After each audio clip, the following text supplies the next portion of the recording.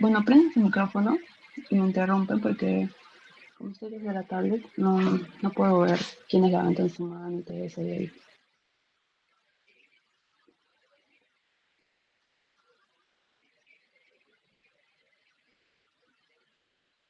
Ya. ¿Me podrían confirmar si es que se ve la pantalla? Sí se puede ver. Ya, muchas gracias. Ya, vamos a comenzar con la asesoría de su primer control.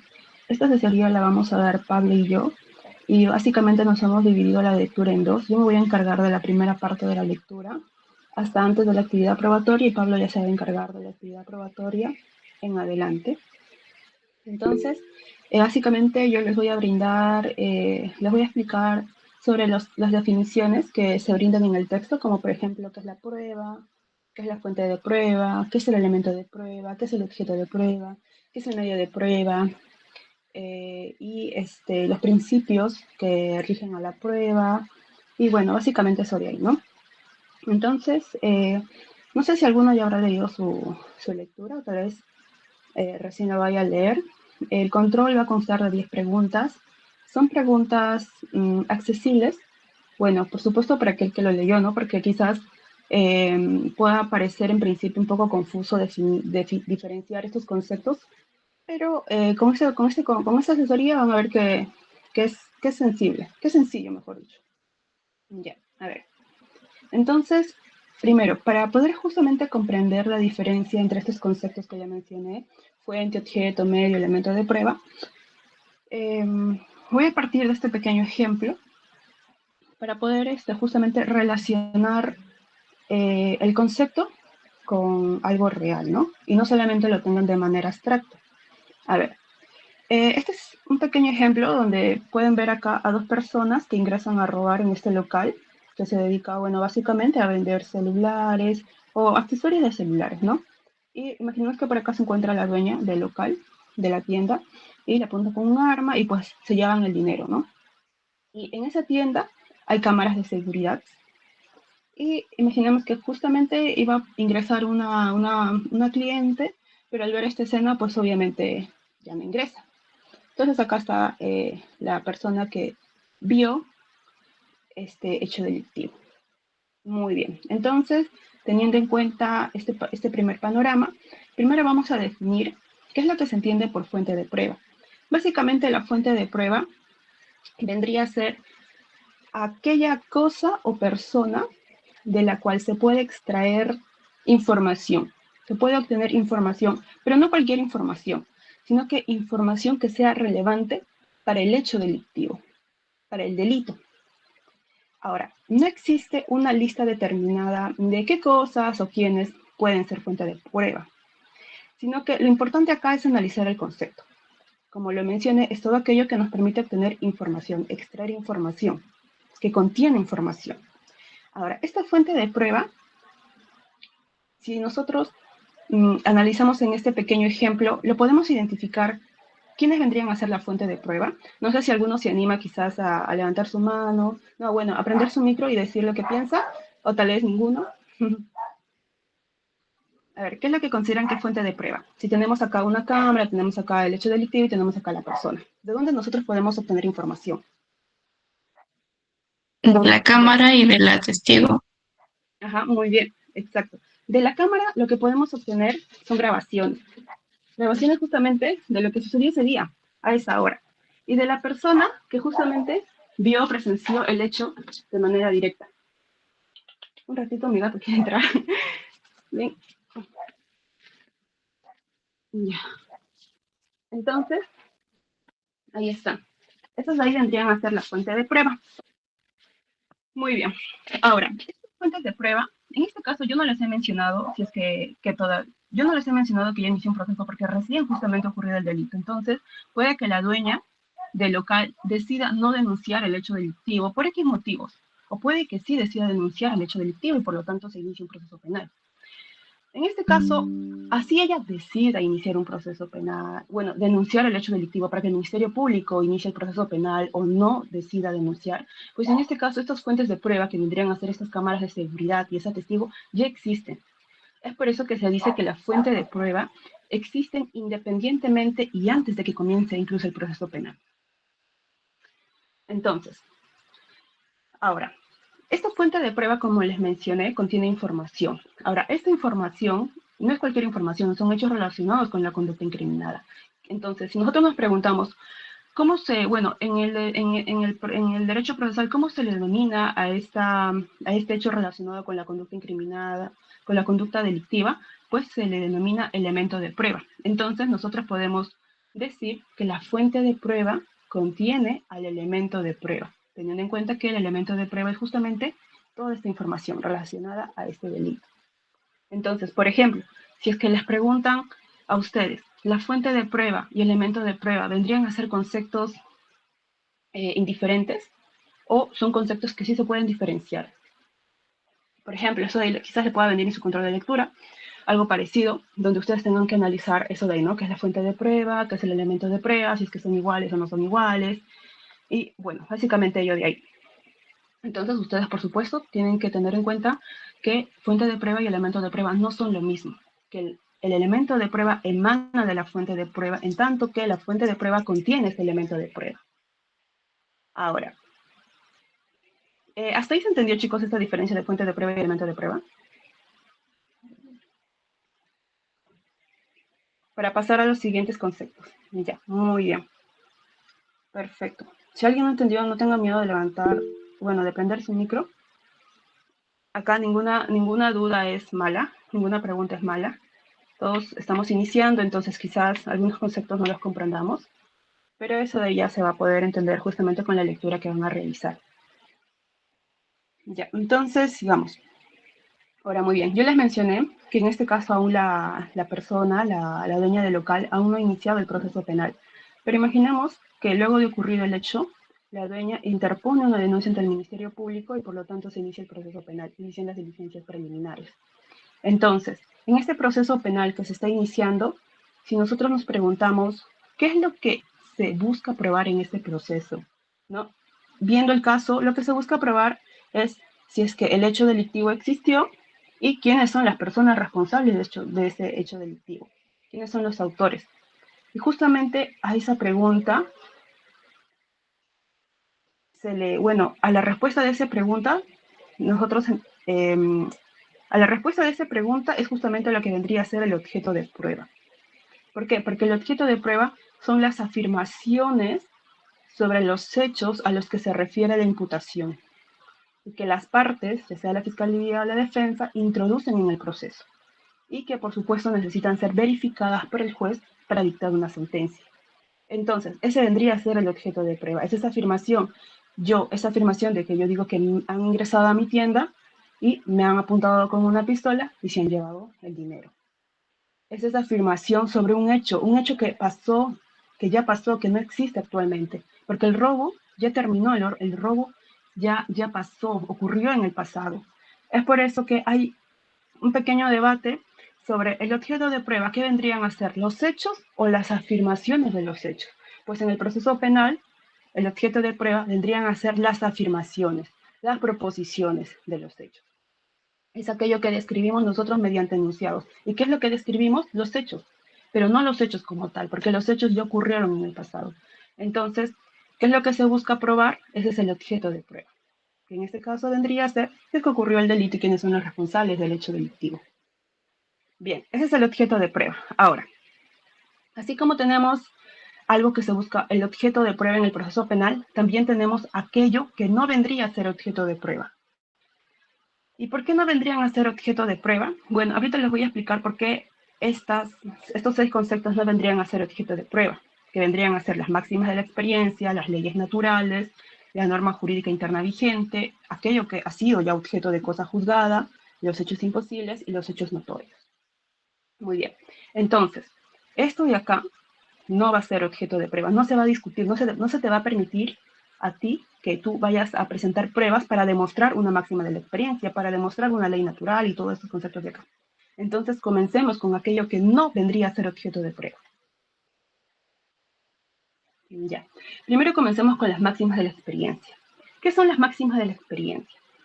Son respuestas generales. Bueno, las máximas de la experiencia han sido obtenidas producto de una observación que se ha realizado a las personas. ¿Cuál es la respuesta que éstas han brindado frente a sucesos, frente a determinadas situaciones?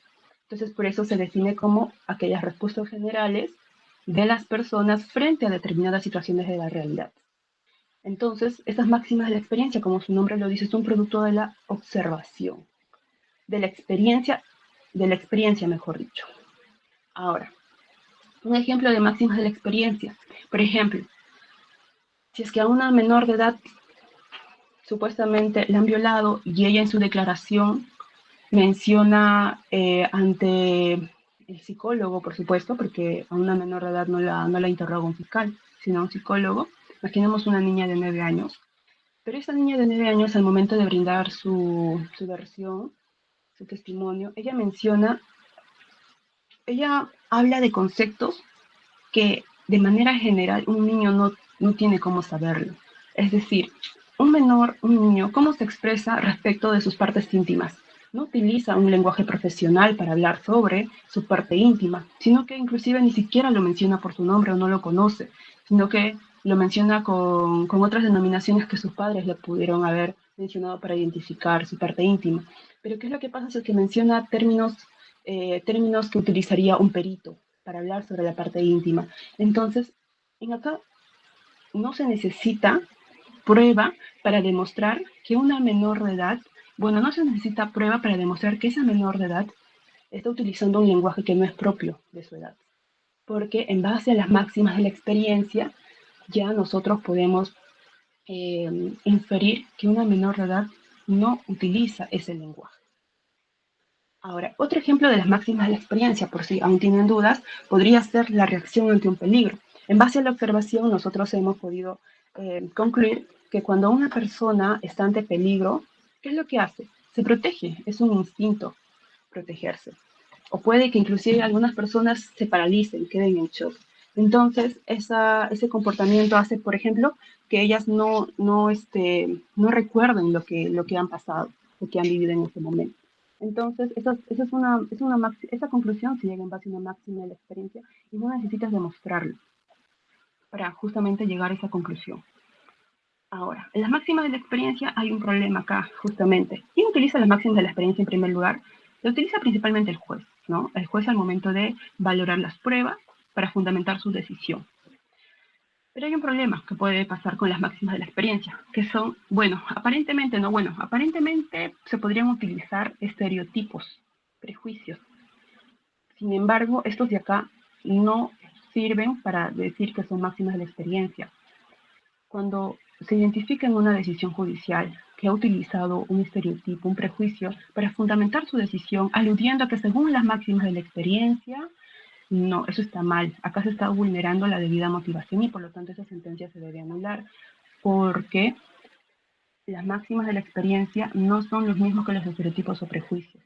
Esto de acá son generalizaciones basadas en la observación objetiva, en cambio esto de acá es algo subjetivo y que se ha obtenido producto de sucesos repetitivos. Entonces, eso vendrían a ser las máximas de la experiencia. Y por supuesto, los estereotipos de género no se pueden justificar para fundamentar una decisión mencionando que son máximas de la experiencia. Este es un caso justamente que pasó, que vendría a ser el caso de a una persona que supuestamente había consentido la violación por el mero hecho de haber utilizado una truza roja. Y que porque supuestamente como ella era una persona tímida, entonces si es que ella utilizaba una prenda de este color, pues ella estaba consintiendo querer ir a la cama con el violador. Sin embargo, por ningún motivo se puede fundamentar una decisión diciendo que esa es una máxima de la experiencia. Entonces, esas son las máximas de la experiencia. Esto de acá, las máximas de la experiencia como tal no se necesitan probar. No es objeto de prueba. Ahora, en segundo lugar, encontramos a las leyes naturales o las leyes científicas. Por supuesto que nosotros en un proceso no vamos a probar la ley de la gravedad, cuál es la velocidad de la luz. No vamos a probar leyes científicas porque eso de ahí en sí, su verificación ya le corresponde a las ciencias naturales. El derecho los toma como algo verdadero. Tú no necesitas probar, por ejemplo, que cuando tú tiras la piedra va a caer al piso, va a caer, ¿no? Porque justamente por su propio peso. Tú no necesitas probar eso de ahí. Tú no necesitas probar que el fuego quema. Tú no necesitas probar que el veneno va a matar. Lo que se prueba en este caso no es eso, sino que lo que se probaría en todo caso sería quién ha lanzado esa piedra, ¿no? ¿Quién ha producido el incendio? ¿Quién ha puesto el veneno? ¿Quién ha sido la persona que ha envenenado? Eso es lo que se prueba. Pero no se prueba el hecho de que el fuego quema. ¿Entienden hasta ahí? Entonces, las leyes naturales o las leyes científicas tampoco se van a probar en un proceso penal. Esas ya se dan como por ciertas, por verdaderas. Entonces, no vamos a perder el tiempo probando esos aspectos. Ahora, vamos con la norma jurídica. La norma jurídica interna vigente. Muy bien. Ahora, esta tampoco se prueba la normativa o alguna ley.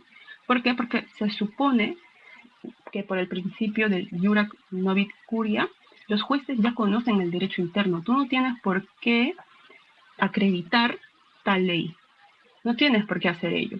Más bien, la ley no se prueba. Lo que la ley se hace es se interpreta y se aplica al caso en concreto, que es muy diferente a probar la existencia de una ley. ¿Por qué? En base al principio iura novit curia. Entonces, tampoco vendría a ser objeto de prueba la norma jurídica interna vigente. Lo que sí podrías hacer, por supuesto, es en tu escrito es nutrir tu fundamentación con doctrina, con mayor jurisprudencia, pero eso no significa que estás probando, no significa que tu normativa es objeto de prueba, no. Tú solamente quieres mostrar al juez por qué se aplica, por qué debería aplicarse tal artículo penal y no el otro, ¿no? Entonces, pero eso es muy diferente a probar la existencia de esa norma jurídica. Muy bien. Ahora, tampoco es objeto de prueba aquello que ya ha sido objeto de cosa juzgada. A ver, no sé si ya habrán visto la cosa juzgada, pero básicamente, igual el doctor también se lo va a explicar más adelante, con las excepciones, en el tema de medios de defensa. Entonces, pero acá básicamente lo que tendrían que saber es que la cosa juzgada es aquella sentencia que ya ha adquirido, es aquella sentencia que ha emitido el juez y que ya ha adquirido la calidad de firme. ¿Por qué? Porque ya no puede ser impugnada. Ya no puede ser impugnada. Entonces, como ya no puede ser impugnada, se toma como si esa sentencia fuera inamovible. Entonces, tú no puedes ir, imaginemos, ¿no? A una persona que se le ha imputado por el delito de robo. Ya. Se inició el proceso penal, se investigó y se determinó que la persona era inocente, que él no había robado, sino que había sido otra persona, ¿no? Entonces, en esa sentencia judicial, que al final quedó como firme, ya adquiere la calidad de cosa juzgada. Por lo tanto, no puede la otra persona, la parte que ha sido el denunciante, la parte agraviada, no puede pretender ir frente a otro juez para volver a denunciarte por los mismos hechos. Porque ya se entiende que esa sentencia ha sido emitida con las garantías correspondientes y por lo tanto lo que ha dicho, lo que ha determinado el juez es cierto, esa persona es inocente. Entonces, por eso tampoco es objeto de cosa juzgada, tampoco es objeto de prueba las sentencias que tienen calidad de cosa juzgada. Ahora, vamos con los hechos imposibles. Los hechos imposibles tampoco vendrían a ser objeto de prueba. ¿Por qué? Porque su propio nombre lo dice. Son hechos que no tienen concordancia con la realidad. Su propia existencia contradice las reglas de la lógica y de la realidad. Por ejemplo, si tú tratas de demostrar que has estado en dos lugares al mismo tiempo, eso de ahí el juez no te va a permitir probarlo, porque eso de ahí es imposible. Entonces, ese hecho imposible no va a ser objeto de prueba. Ahora, tampoco vendría a ser objeto de prueba los hechos notorios. ¿Por qué? Porque vamos a perder el tiempo probando algo que ya se entiende como que todas las personas, o al menos de determinada sociedad, ya conoce ese conocimiento y sabe que es cierto, sabe que es verdadero. Entonces, por eso se menciona que los hechos notorios provienen de la cultura de una determinada social en el tiempo, de una determinada sociedad en el tiempo en el que tiene lugar la decisión del juez. Entonces, es de conocimiento público y compartido. Por lo tanto, no es necesario probar la verdad de este hecho que ya es notorio, que se supone que al menos una persona normal culturalmente sí conoce. Por ejemplo, demostrar la existencia de la COVID-19, demostrar la existencia de un terremoto, de fechas conmemorativas, son cosas que ya son producto de la cultura y que se entienden como ciertos, como verdaderos, ¿no? Entonces no es necesario probarlo porque ya estaríamos sobrecargando el proceso de pruebas innecesarias. Entonces, estos 6 conceptos no vendrían a ser objeto de prueba. ¿Alguna duda, chicos? Para pasar con el tema. Recuerden que hemos estado hablando hasta ahora sobre qué es el objeto de prueba, y el objeto de prueba vendría a ser justamente qué es lo que se busca, demostrar como verdadero o falso, que en este caso vendrían a ser las afirmaciones sobre el hecho delictivo, ¿no? Ahora, esto de acá es lo que es objeto de prueba, y lo que hemos explicado, lo último, vendría a ser aquello que no es objeto de prueba, aquello que no vamos a probar en el proceso. Ya saben cada uno por qué motivo no se prueba cada uno en el proceso. Muy bien. Ahora, ya, teniendo en cuenta eso de ahí, vamos con el medio de prueba. Ya, nosotros, imaginemos, retomemos el casito, el ejemplito que les estaba mencionando de la dueña, que su tienda ha sido asaltada por estos 2 delincuentes, ¿no? Esta persona de acá, como les mencioné, inicia el proceso, bueno, interpone su denuncia y el Ministerio Público inicia el proceso penal. Ahora, la pregunta es en acá, ¿cómo hacemos que esta información que contiene esta cámara, esta grabación y esta información que contiene este testigo llegue al juez? ¿Cómo hacemos que esto de acá se introduzca en el proceso? Para ello tenemos a los medios de prueba. Los medios de prueba vendrían a ser el vehículo que nos van a permitir que esa información que se encuentra fuera del proceso se introduzca en el proceso. Entonces, por eso mencionamos que los medios de prueba vendrían a ser esos procedimientos que se encuentran establecidos en la ley para introducir el dato que contiene la fuente de prueba en el proceso penal. Ahora, nuestro Código Procesal Penal ha establecido una serie de medios de prueba. Encontramos en primer lugar, disculpen la bulla, creo que sí se me escucha igual, ¿no? Ya, nuestro Código Procesal Penal ha establecido una serie de medios de prueba. Encontramos a la confesión, al testimonio, la pericia, el careo, la prueba documental y otros medios de prueba. Pero no se preocupen, chicos, porque esto de acá al final, como tal, no es objeto de su control de lectura. Sin embargo, se los pongo para que ustedes puedan tener un mayor conocimiento de qué son los medios de prueba, ¿no? Y cuáles son los medios de prueba. De hecho, este tema lo van a ver en Procesal Penal 2, porque es ahí donde se desarrolla la actividad probatoria como tal. Es ahí donde van a ver a mayor detalle todo este tema de la actividad probatoria, todo este tema de la prueba. Pero igual de ahí se lo menciono para justamente poder comprender el ejemplo también que les he puesto. Entonces, ya, tenemos fuera del proceso, tenemos una cámara de seguridad y fuera del proceso tenemos a la testigo, que a su vez tienen el nombre de fuentes de prueba. Pero tienen información, tienen elementos de prueba, tienen información que me va a permitir demostrar la existencia de este hecho delictivo. Entonces, ¿cómo lo introduzco? A ver, si esto de acá es una grabación, yo voy a utilizar este medio de prueba, la prueba documental. ¿Por qué? Porque la prueba documental, según la definición que nos brinda el Código Procesal Penal, no solamente hace referencia a aquellos documentos, los documentos escritos, ¿no? Las impresiones, los manuscritos, no. También hace referencia a los videos, a las grabaciones, a los audios, a todo ello de ahí. Entonces, justamente acá tenemos una grabación, por lo tanto, voy a presentar esta grabación a través de una prueba documental. Y de esta forma introducimos la fuente de prueba en el proceso penal y ahora ya tiene el nombre de medio de prueba, porque ya está dentro del proceso penal. ¿Y cómo introducimos esta declaración testimonial?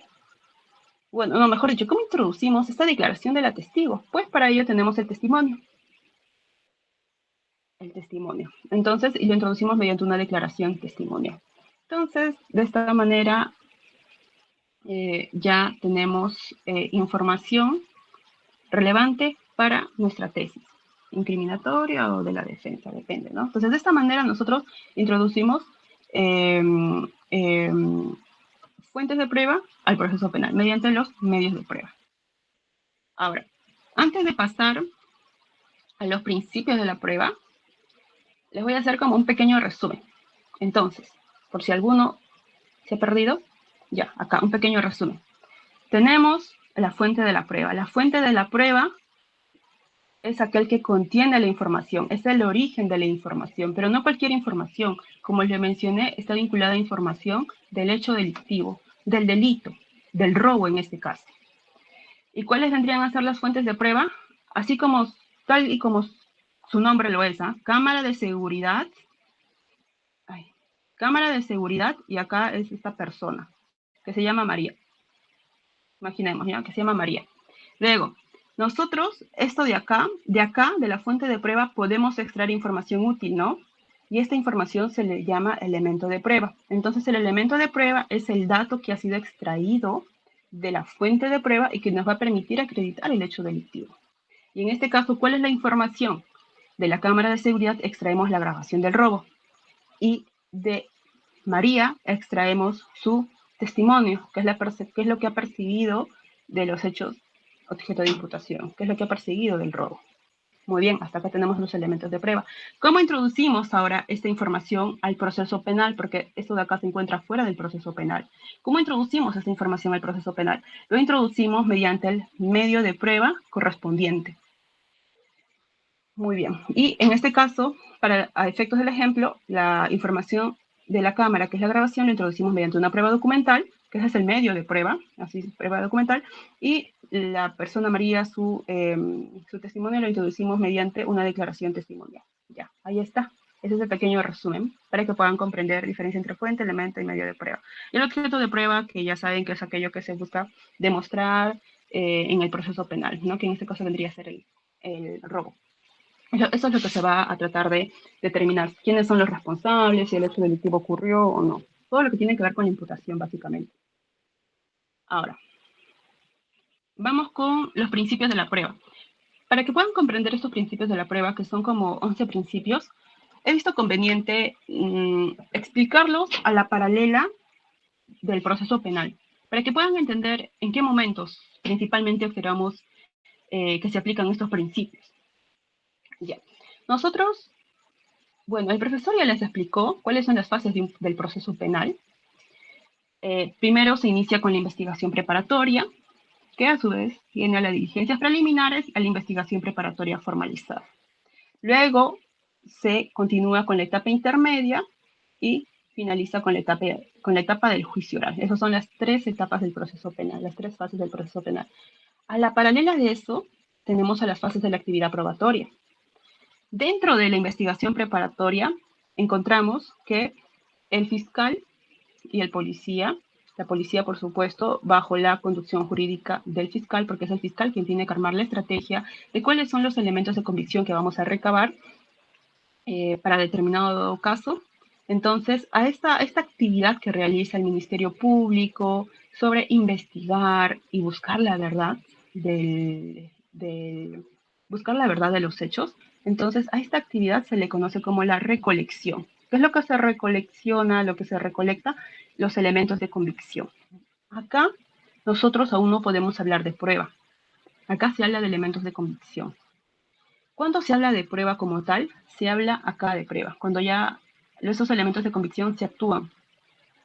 Y ya, los voy a explicar eso de ahí después, pero básicamente acá se habla de elementos de convicción, ¿no? Ya, muy bien. Entonces, acá es donde vamos a encontrar el primer principio que les explica el doctor, que es el principio de investigación oficial de la verdad. Básicamente hace referencia a que el descubrimiento de la verdad se encuentra a cargo del Ministerio Público. Por supuesto, porque él es el titular de la acción penal. ¿Qué significa ser el titular de la acción penal? Que él es quien va a iniciar una investigación. No lo puede iniciar una persona, otra institución, otra persona. Quien tiene esa titularidad es el Ministerio Público. Entonces es ahí donde se hace referencia al principio de investigación oficial de la verdad. Entonces, si es que, por ejemplo, a ustedes les preguntan en su examen, ¿quién inicia la investigación? ¿La policía? No. Chicos, no se vayan a confundir, no vayan a marcar la policía. La policía no lo inicia. Quien inicia es el Ministerio Público. Tampoco el juez.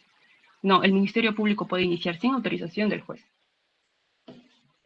Porque acá estamos, recuerden, en las diligencias preliminares. Y ahí quien es el amo y dueño de esta investigación es el Ministerio Público, o sea, la Fiscalía.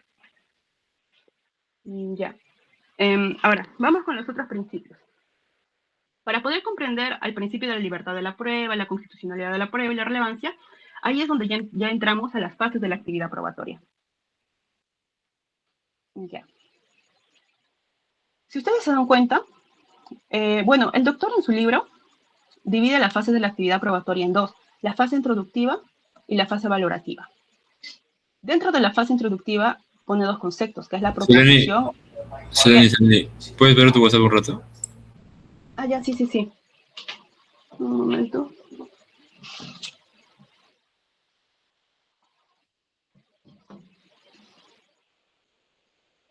Ah, no, Pablo. O sea, no les voy a explicar. Ah, ya. Chicos, acá en esta parte, yo no les voy a explicar específicamente qué es la proposición, qué es la admisión, cuáles son las reglas que se emplean para admitir una prueba y todo eso de ahí, quiénes proponen. No les voy a explicar eso de ahí, porque eso de ahí ya lo va a detallar Pablo. Simplemente acá yo les estoy mencionando este panorama para que ustedes puedan comprender en qué momento específicamente encontramos estos principios.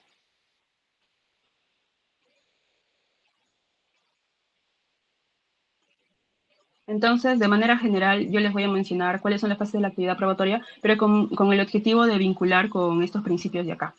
Entonces, el doctor lo divide en fase introductiva y fase valorativa, y dentro de acá encontramos a la proposición y a la admisión, la proposición de las pruebas y la admisión de las pruebas, y acá encontramos a la actuación y a la evaluación. Ya, muy bien. Ahora, ¿qué es lo que nos dice el principio de la libertad de la prueba? Nos dice que las partes pueden probar por cualquier medio de prueba.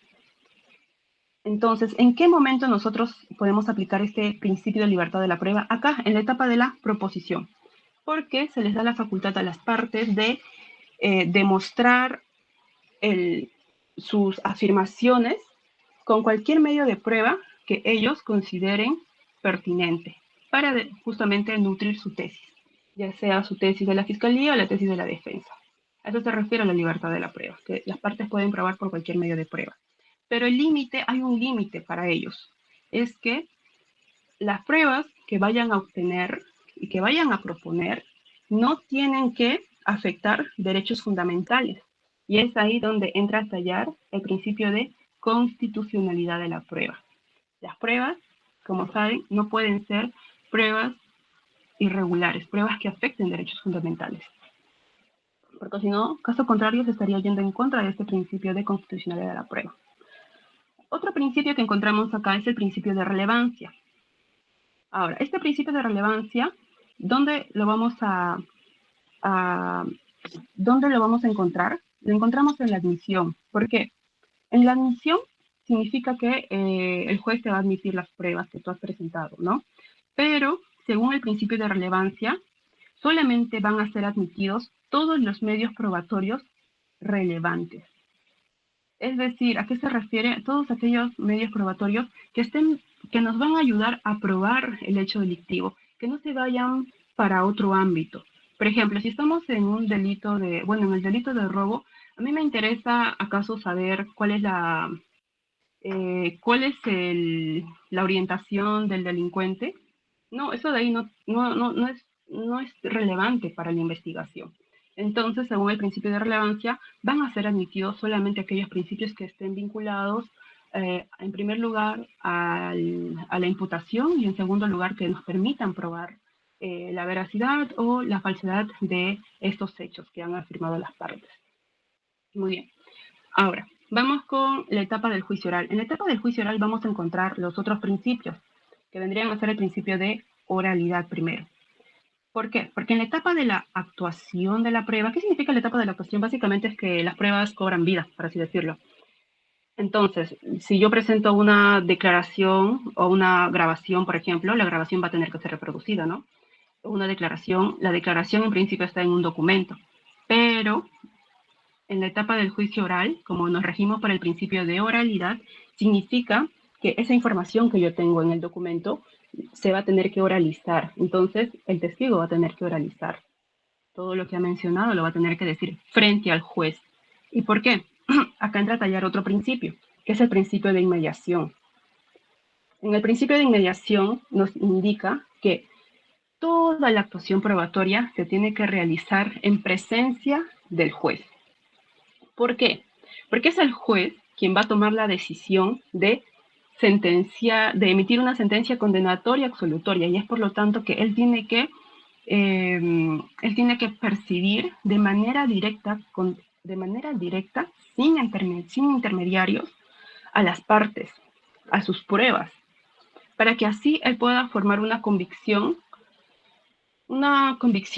justificada sobre su decisión. Entonces, a eso se refiere el principio de inmediación. Ahora, luego también tenemos el principio de contradicción. ¿Qué es el principio de contradicción? Implica que si yo tengo una prueba, la presento, implica que la contraparte va a poder refutar la prueba que yo estoy presentando. Puede argumentar los argumentos que crea conveniente, pero se le tiene que dar ese derecho a que contradiga, a que refute las pruebas que yo estoy presentando. Y de igual manera, a ti también se te reconoce el derecho a que si la contraparte está presentando una prueba que tú consideras por X motivos, no sé, incorrecta, entonces tú la puedes contradecir. Ese es el principio de contradicción. Es como que con este principio de contradicción lo que se está promoviendo es el debate entre las partes. Y el debate es enriquecedor porque le permite al juez obtener mayor información porque todo ese debate se va a realizar en su al frente, por así decirlo, cara a cara, por el principio de inmediación, como les expliqué. Entonces, ese es el principio de contradicción, que las partes tengan el derecho de refutar, contradecir lo que la contraparte vaya a presentar como prueba. Luego, todo este juicio, esta etapa del juicio oral, todo este juicio, todo esto de acá, se tiene que realizar de manera pública. Eso en base al principio de publicidad. El principio de publicidad implica que, si bien en el proceso las partes interesadas vendrían a ser el denunciante, el denunciado y el actor civil, los que se hayan constituido, ¿no? El tercero civil interresponsable, o sea, los que son parte del proceso como tal. Sin embargo, según el principio de publicidad, se permite que terceros ajenos a este conflicto penal puedan ingresar al proceso. ¿Y por qué se permite ello? Se permite ello justamente para que de alguna manera se pueda realizar un control ciudadano, se pueda el ciudadano externo pueda verificar cómo el juez está decidiendo, ¿no? En base a qué fundamentos. Y en acá entonces pueden entrar tanto ¿cómo se llama? Los medios de comunicación, un ciudadano que estudia derecho o también un ciudadano que no estudia derecho pero que justamente quiere ingresar al juicio. Es por eso que encontramos en la página de Facebook y en YouTube, encontramos una página donde se transmiten los juicios. Entonces, en ahí, como ven, cualquier persona lo puede ver. Algunos también habrán visto algunos juicios por ahí. Entonces, bien, ahora, pero este principio de publicidad tiene límites, porque si bien de manera general los juicios son públicos, hay excepciones, justamente para proteger derechos. Por ejemplo, en los casos de abuso sexual, se tiene que proteger la identidad de la víctima, sobre todo también cuando involucran a menores de edad. Entonces, esos juicios obviamente no van a ser públicos, pero de manera general el juicio es público. Ahora, el otro principio es el principio de comunidad de la prueba. ¿Por qué? ¿Qué significa este principio de comunidad de la prueba? Implica que cuando yo, por ejemplo, imaginemos como defensa, presento determinada prueba, lo presento ante el juez, ya, y el juez lo actúa, ¿no? Después de la actuación, esa prueba que yo he presentado al proceso ya deja de ser mía. Esa prueba pertenece al proceso penal. Y lo mismo pasa con las pruebas que puede presentar la fiscalía. La fiscalía puede presentar pruebas que fundamenten su tesis incriminatoria.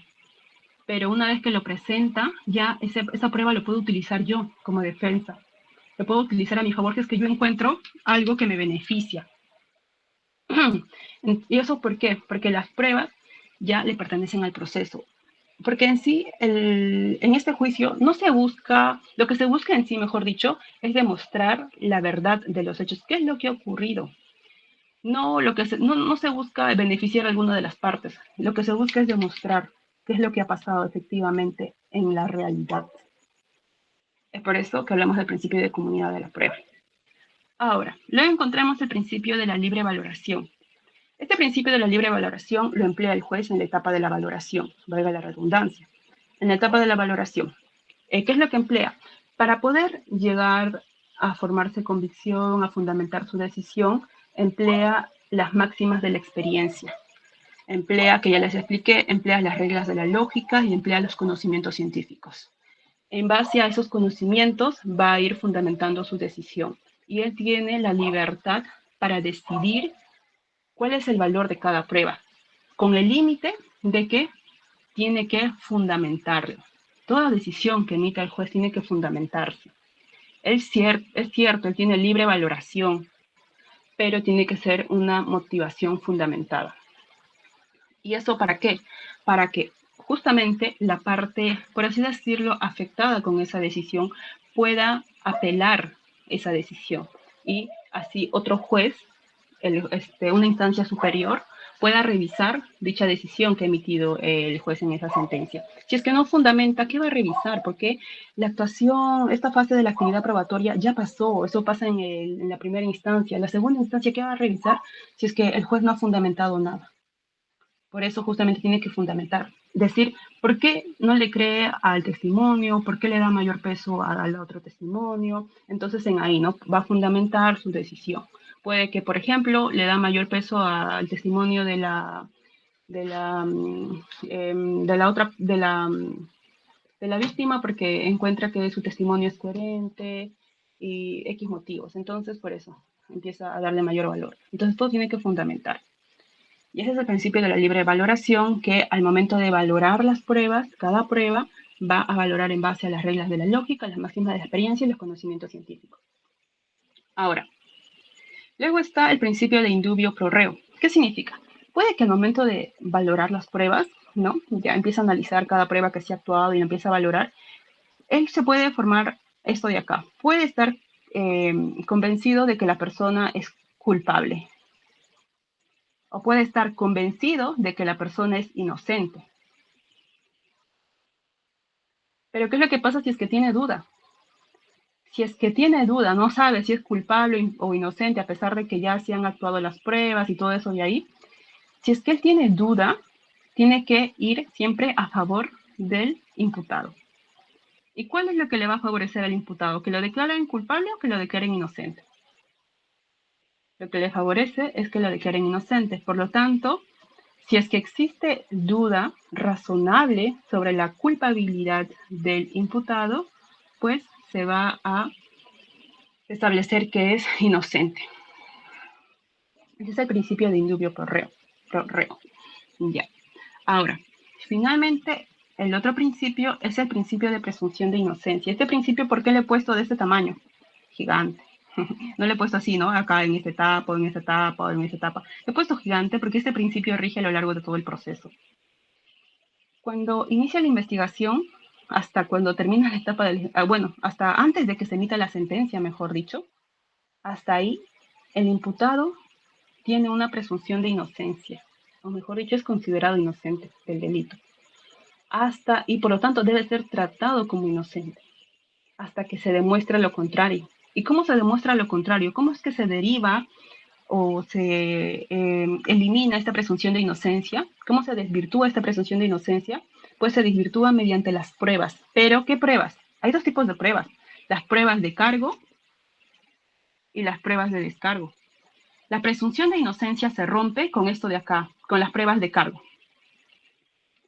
¿Qué significan las pruebas de cargo? Las pruebas de cargo son aquellas que nos van a permitir fundamentar la culpabilidad del imputado, mientras que las pruebas de descargo son aquellas que nos permiten fundamentar su inocencia.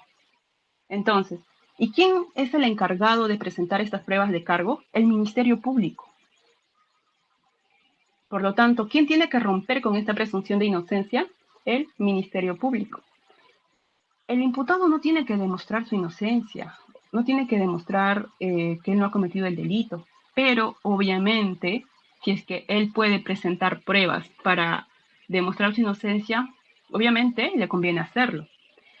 Pero quien tiene que romper con esa inocencia o esa presunción de inocencia es el Ministerio Público. Entonces, hasta que no haya roto con esa presunción de inocencia, tiene que ser tratado el imputado como inocente.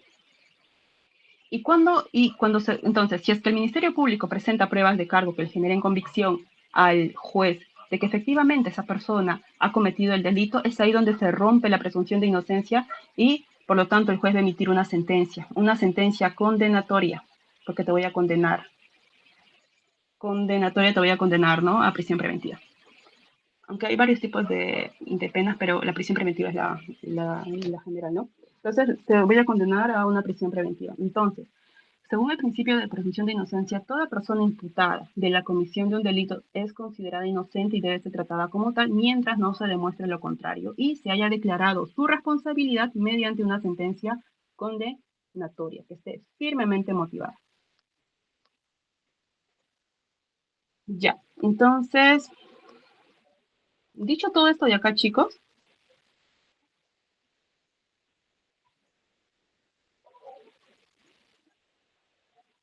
ajá, una pena, exacto, una sentencia condenatoria, pena privativa de libertad. Ya. Dicho todo esto de acá, chicos, ahora vamos con el concepto de la prueba.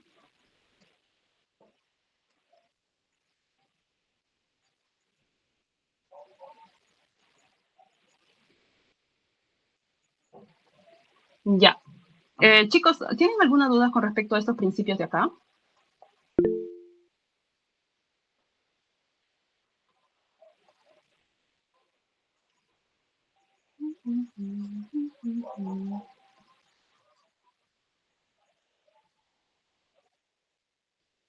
Ya, porque ya vamos a terminar ya. Hola, Seleni, buenas noches. Ah, sí. Sí, yo tenía una pregunta con respecto al principio de libertad de prueba y mi pregunta era básicamente si ese principio tenía limitaciones en otros procesos o en procesos especiales, como por ejemplo en el caso del proceso civil sí existe, ¿no? Si no me equivoco, en los procesos plenarios perdón, en los procesos de cognición sumaria, donde se pueden ver limitados los medios de pruebas utilizados y así. ¿Existe algún proceso penal que también limite medios de prueba o ese principio rige 100% en todos los procesos?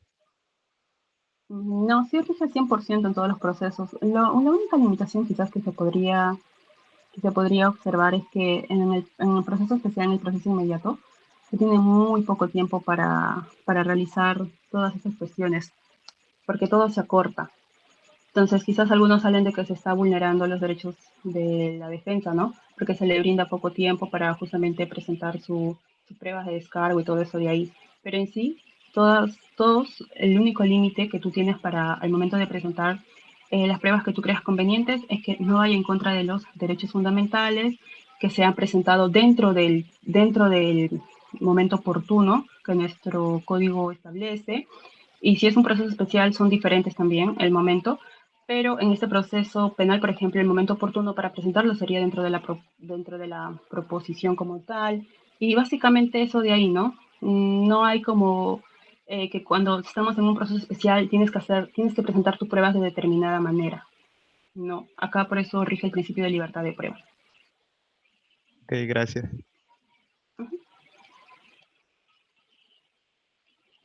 Ya.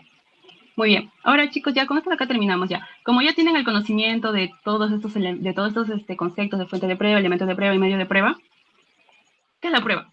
¿No? ¿Qué es lo que supuestamente tendría que yo haber comenzado definiendo qué es la prueba? Pero yo considero que está mejor definirlo acá al final, porque es un concepto, de hecho, un poco abstracto. Entonces, ya, la prueba. La prueba es todo aquello que puede servir al descubrimiento de la verdad acerca de los hechos que en el proceso son investigados. Es todo aquello que nos permite demostrar la veracidad o la falsedad de los hechos imputados. Esa es la prueba. De hecho, cuando estaba leyendo algunos libros, definían a la prueba con tres acepciones, ¿no? La prueba lo definían como medio de prueba, como fuente de prueba o con la finalidad de la prueba. Pero leyendo el libro del doctor, básicamente lo define como esto de acá, ¿no? Todo aquello que nos permite descubrir la verdad acerca de los hechos y que nos va a permitir formar en el juez convicción sobre la veracidad o la falsedad de los hechos delictivos, o bueno, de la imputación. Entonces, chicos, eso de ahí vendría a ser la prueba. Y bueno, hasta acá, chicos, termina mi parte de la presentación. Si es que no hay más dudas, le doy pase a Pablo.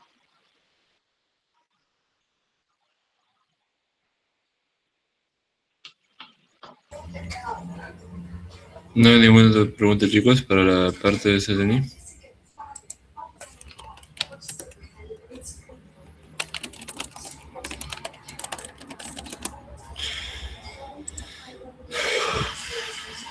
Bien, entonces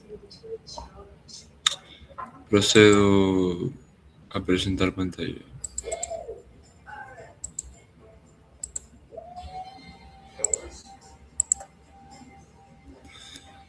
¿Es este? Creo que no es este. Ya.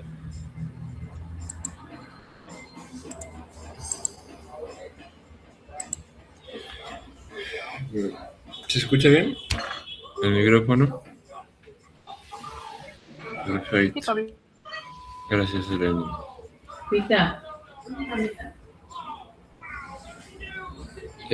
Bueno, vamos a empezar con los momentos de la actividad probatoria, que es el texto de profesor Blue. Los medios de prueba, ya lo explicaste, ¿no, Selene? Los medios de prueba personales y reales, ¿o no? No les expliqué la división, les expliqué de manera general.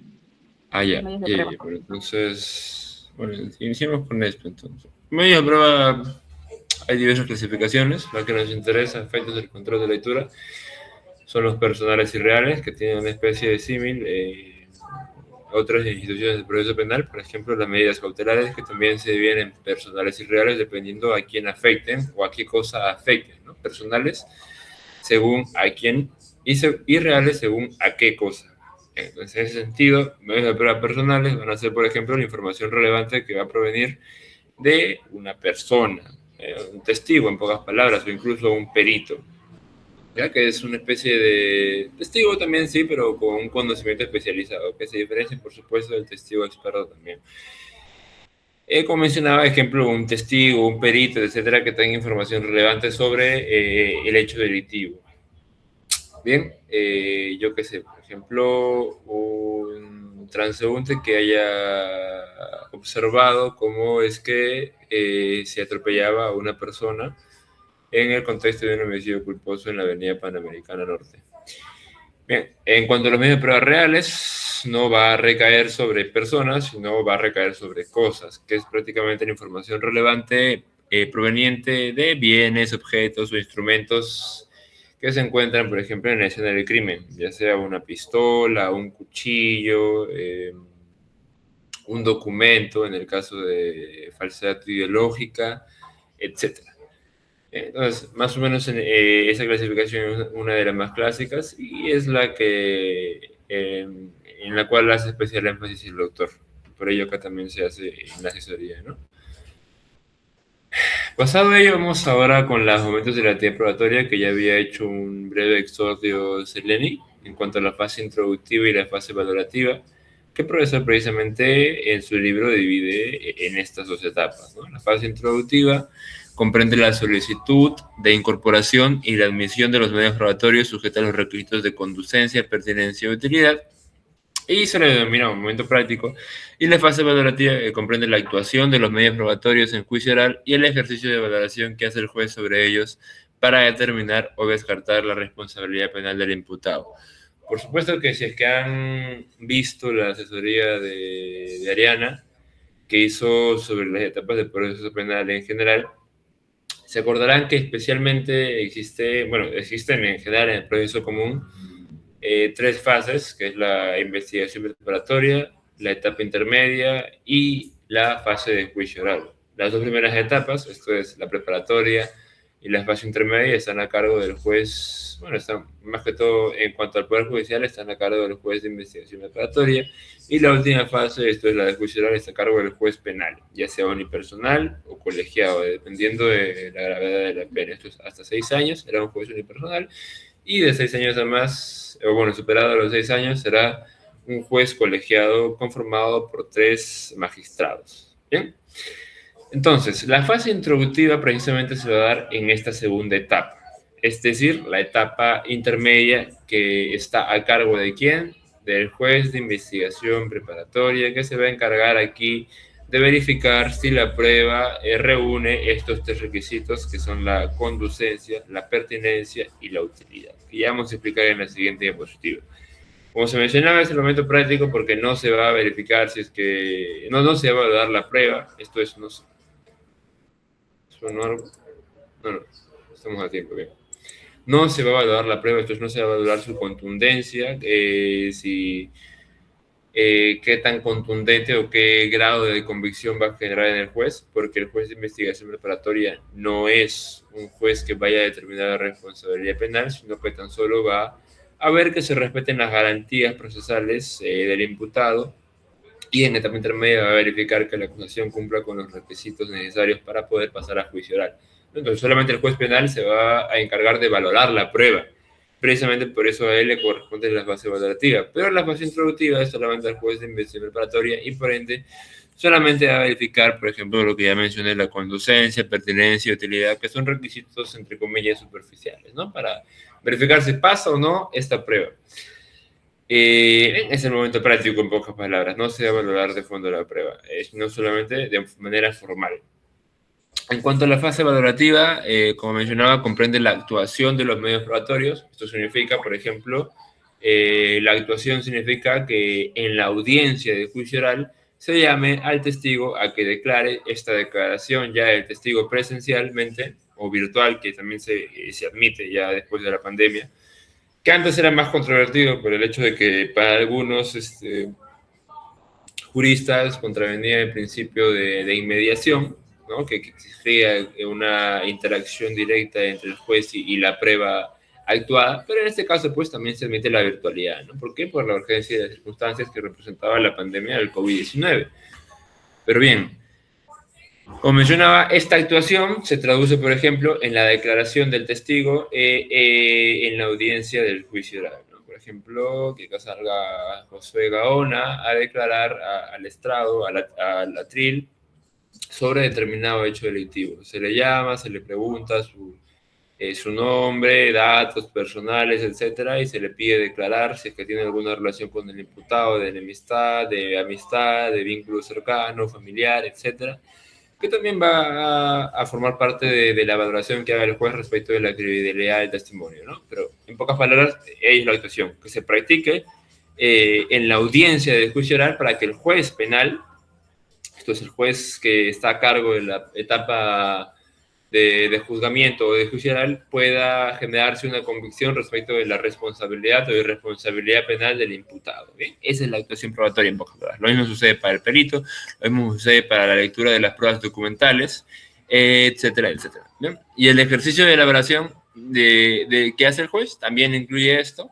Esto de la fase valorativa, en pocas palabras, se traduce en el ejercicio intelectivo, el ejercicio intelectual, las inferencias que hace el juez sobre la credibilidad o no del testimonio, sobre qué tanta convicción acerca de la responsabilidad o irresponsabilidad penal le generan las pruebas habituadas en este juicio, ya sea el testimonio del testigo, las conclusiones a las que llegó el informe pericial realizado por el perito experto,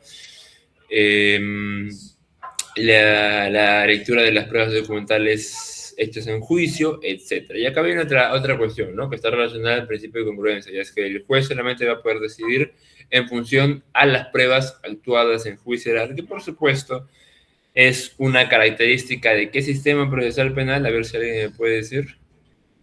Esto es que solamente se puedan valorar lo actuado en juicio oral para decidir. A ver, ¿quién levanta la mano? Acusatorio, en efecto, muy bien. Es una característica del sistema acusatorio que hemos tranquilamente adquirido en virtud de que también nuestro Código Procesal Penal de 2004 es uno de corte acusatorio, aunque por supuesto también tiene ciertas características o matices del sistema opuesto. Esto es el sistema... Perdón, está un poco volado. Entonces, el sistema inquisitivo, que por ejemplo, la prueba de oficio, que también prevé nuestro Código Procesal Penal, o inclusive el hecho de que la acción penal sea ejercida por un organismo estatal, ¿no? Que esa es una característica heredada del sistema inquisitivo, un organismo oficialísimo que va a ejercer la acción penal, que en el proceso penal acusatorio original era ejercida incluso solamente por ciudadanos de a pie, particulares, etc. Pero actualmente el monopolio de la acción penal, de acuerdo al Código Procesal Penal de 2004, el vigente que tenemos en el Perú, ¿quién es? El Ministerio Público, un organismo autónomo según la Constitución, perteneciente o representante del Estado y que defiende la legalidad y derechos fundamentales de las personas. Bien, perfecto. En este caso, prosigamos. Este momento es el denominado momento crítico de la prueba, porque, pues, lo dicho, ¿no? Se va a dirigir a valorar lo actuado en juicio oral, mientras que el momento práctico, esto es la fase introductiva, solamente va a requerir los criterios de admisibilidad y si el juez considera bien admitir estos medios de prueba para que en una posterior etapa, esto es en la fase de juzgamiento o de juicio oral, sea valorada adecuadamente por el juez penal. ¿Entendido? ¿Hasta ahí? Perfecto. Ahora sí prosigamos con los requisitos de prueba. Esto es, ¿qué requisitos se van a exigir para que en sede de fase intermedia, y acá hay otra cuestión que tenemos que mencionar, ¿no? Específicamente en sede de fase intermedia e incluso de manera más concreta en la etapa intermedia existen dos tipos de audiencia que se van a poder incoar, ya sea la audiencia de sobreseimiento o la audiencia de control de acusación, que las dos van a derivar precisamente de dos clases de requerimiento que ya les habrá explicado, me imagino, Ariana, ¿verdad?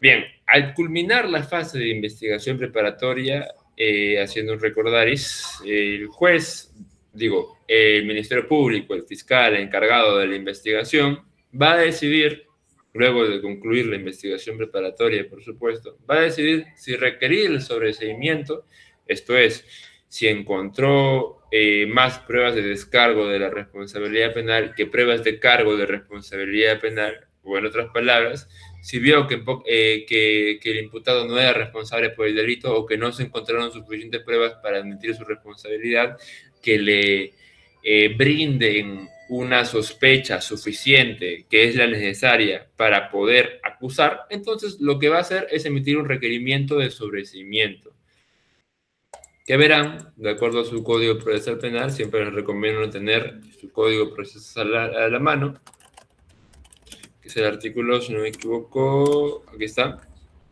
344, inciso 2.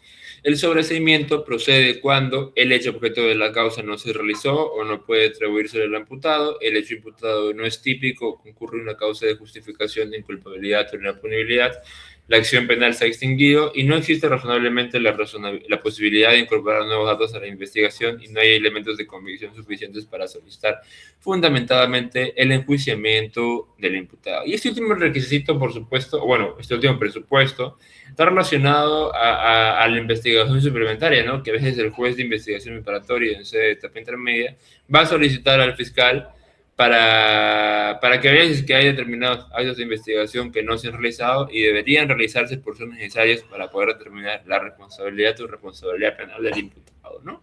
Pero bueno, dejando ahí en pocas palabras, el fiscal va a tener dos opciones al concluir la investigación preparatoria, ya sea acusar o sobreseer el proceso penal. Acusar en caso de que encuentre razones suficientes para imputar el delito al investigado, o sobreseer en caso de que no haya suficientes razones para poder imputar el delito al investigado. Bien, eso es en pocas palabras, no hay que complicarnos más. Entonces, una vez situados acá, si es que procede la acusación, esto es, si el fiscal emite un requerimiento de acusación, que recordemos que el requerimiento no es una decisión, sino que es una petición dirigida al juez de investigación preparatoria, una vez emitida esta solicitud hacia el juez de investigación preparatoria, pues el juez va a citar a una audiencia, que se va a llamar audiencia preliminar de control de acusación. ¿Perfecto? Si es que por el contrario, el fiscal decide emitir un requerimiento de sobreseimiento, el juez va a proceder a citar una audiencia preliminar de sobreseimiento. En ambas tienen que participar las partes procesales, el autor civil, etcétera, etcétera, el imputado, por supuesto, etcétera, etcétera. ¿Bien? Perfecto. En este caso, si es que procede una audiencia preliminar de acusación, uno de los requisitos o uno de los formalidades que tiene que contener este requerimiento de acusación es los medios de prueba o actos de investigación que van a fungir como fundamentos o razones para sustentar la responsabilidad penal del imputado. Y por supuesto, para que se admitan en sede de etapa intermedia por parte del juez de investigación preparatoria, deben cumplir con 3 requisitos. Primero, la conducencia, luego la pertinencia y después la utilidad. Perfecto, todo esto en sede de etapa intermedia y específicamente en sede de audiencia de control de acusación o audiencia preliminar de control de acusación. La conducencia, ¿a qué está referido, muchachos? Está referido a la idoneidad legal que tiene el medio de prueba utilizado para probar el hecho. Tiene cierta diferencia con la legalidad, sí, porque en este caso va principalmente referido a la idoneidad legal del medio de prueba y en otro caso va referido, que luego vamos a explicar, a si afecta o no derechos fundamentales. Pero bien, vamos a explicar ahora más que todo la conducencia con un ejemplo, ¿no? Que es precisamente el que pone el profesor a la palestra. ¿Cuál es? El de los diplomáticos, que es el artículo, aquí está, 168 del Código Procesal Penal. Están viendo la diapositiva, ¿cierto? Bien, perfecto. Vamos al Código Procesal Penal de 2004, el artículo 168, que dice: a los miembros del cuerpo diplomático consular acreditados en el Perú se les recibirá su testimonio si están llamados a prestarlo mediante informe escrito. Escrito, ojo, y para tal efecto se les enviará por conducto ministro de Relaciones Exteriores, entonces bla, bla, bla, bla, bla, bla, bla.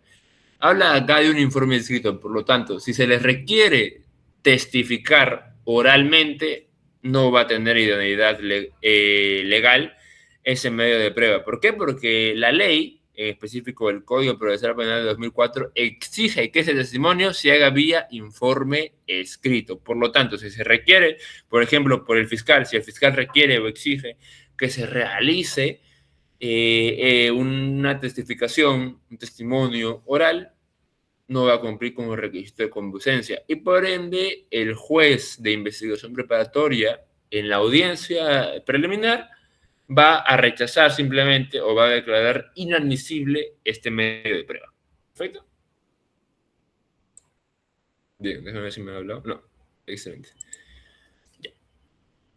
Hasta ahí queda claro. Si no proseguimos, pueden levantar su mano en cualquier momento o interrumpir con cualquier palabra. No hay problema, no me enojo.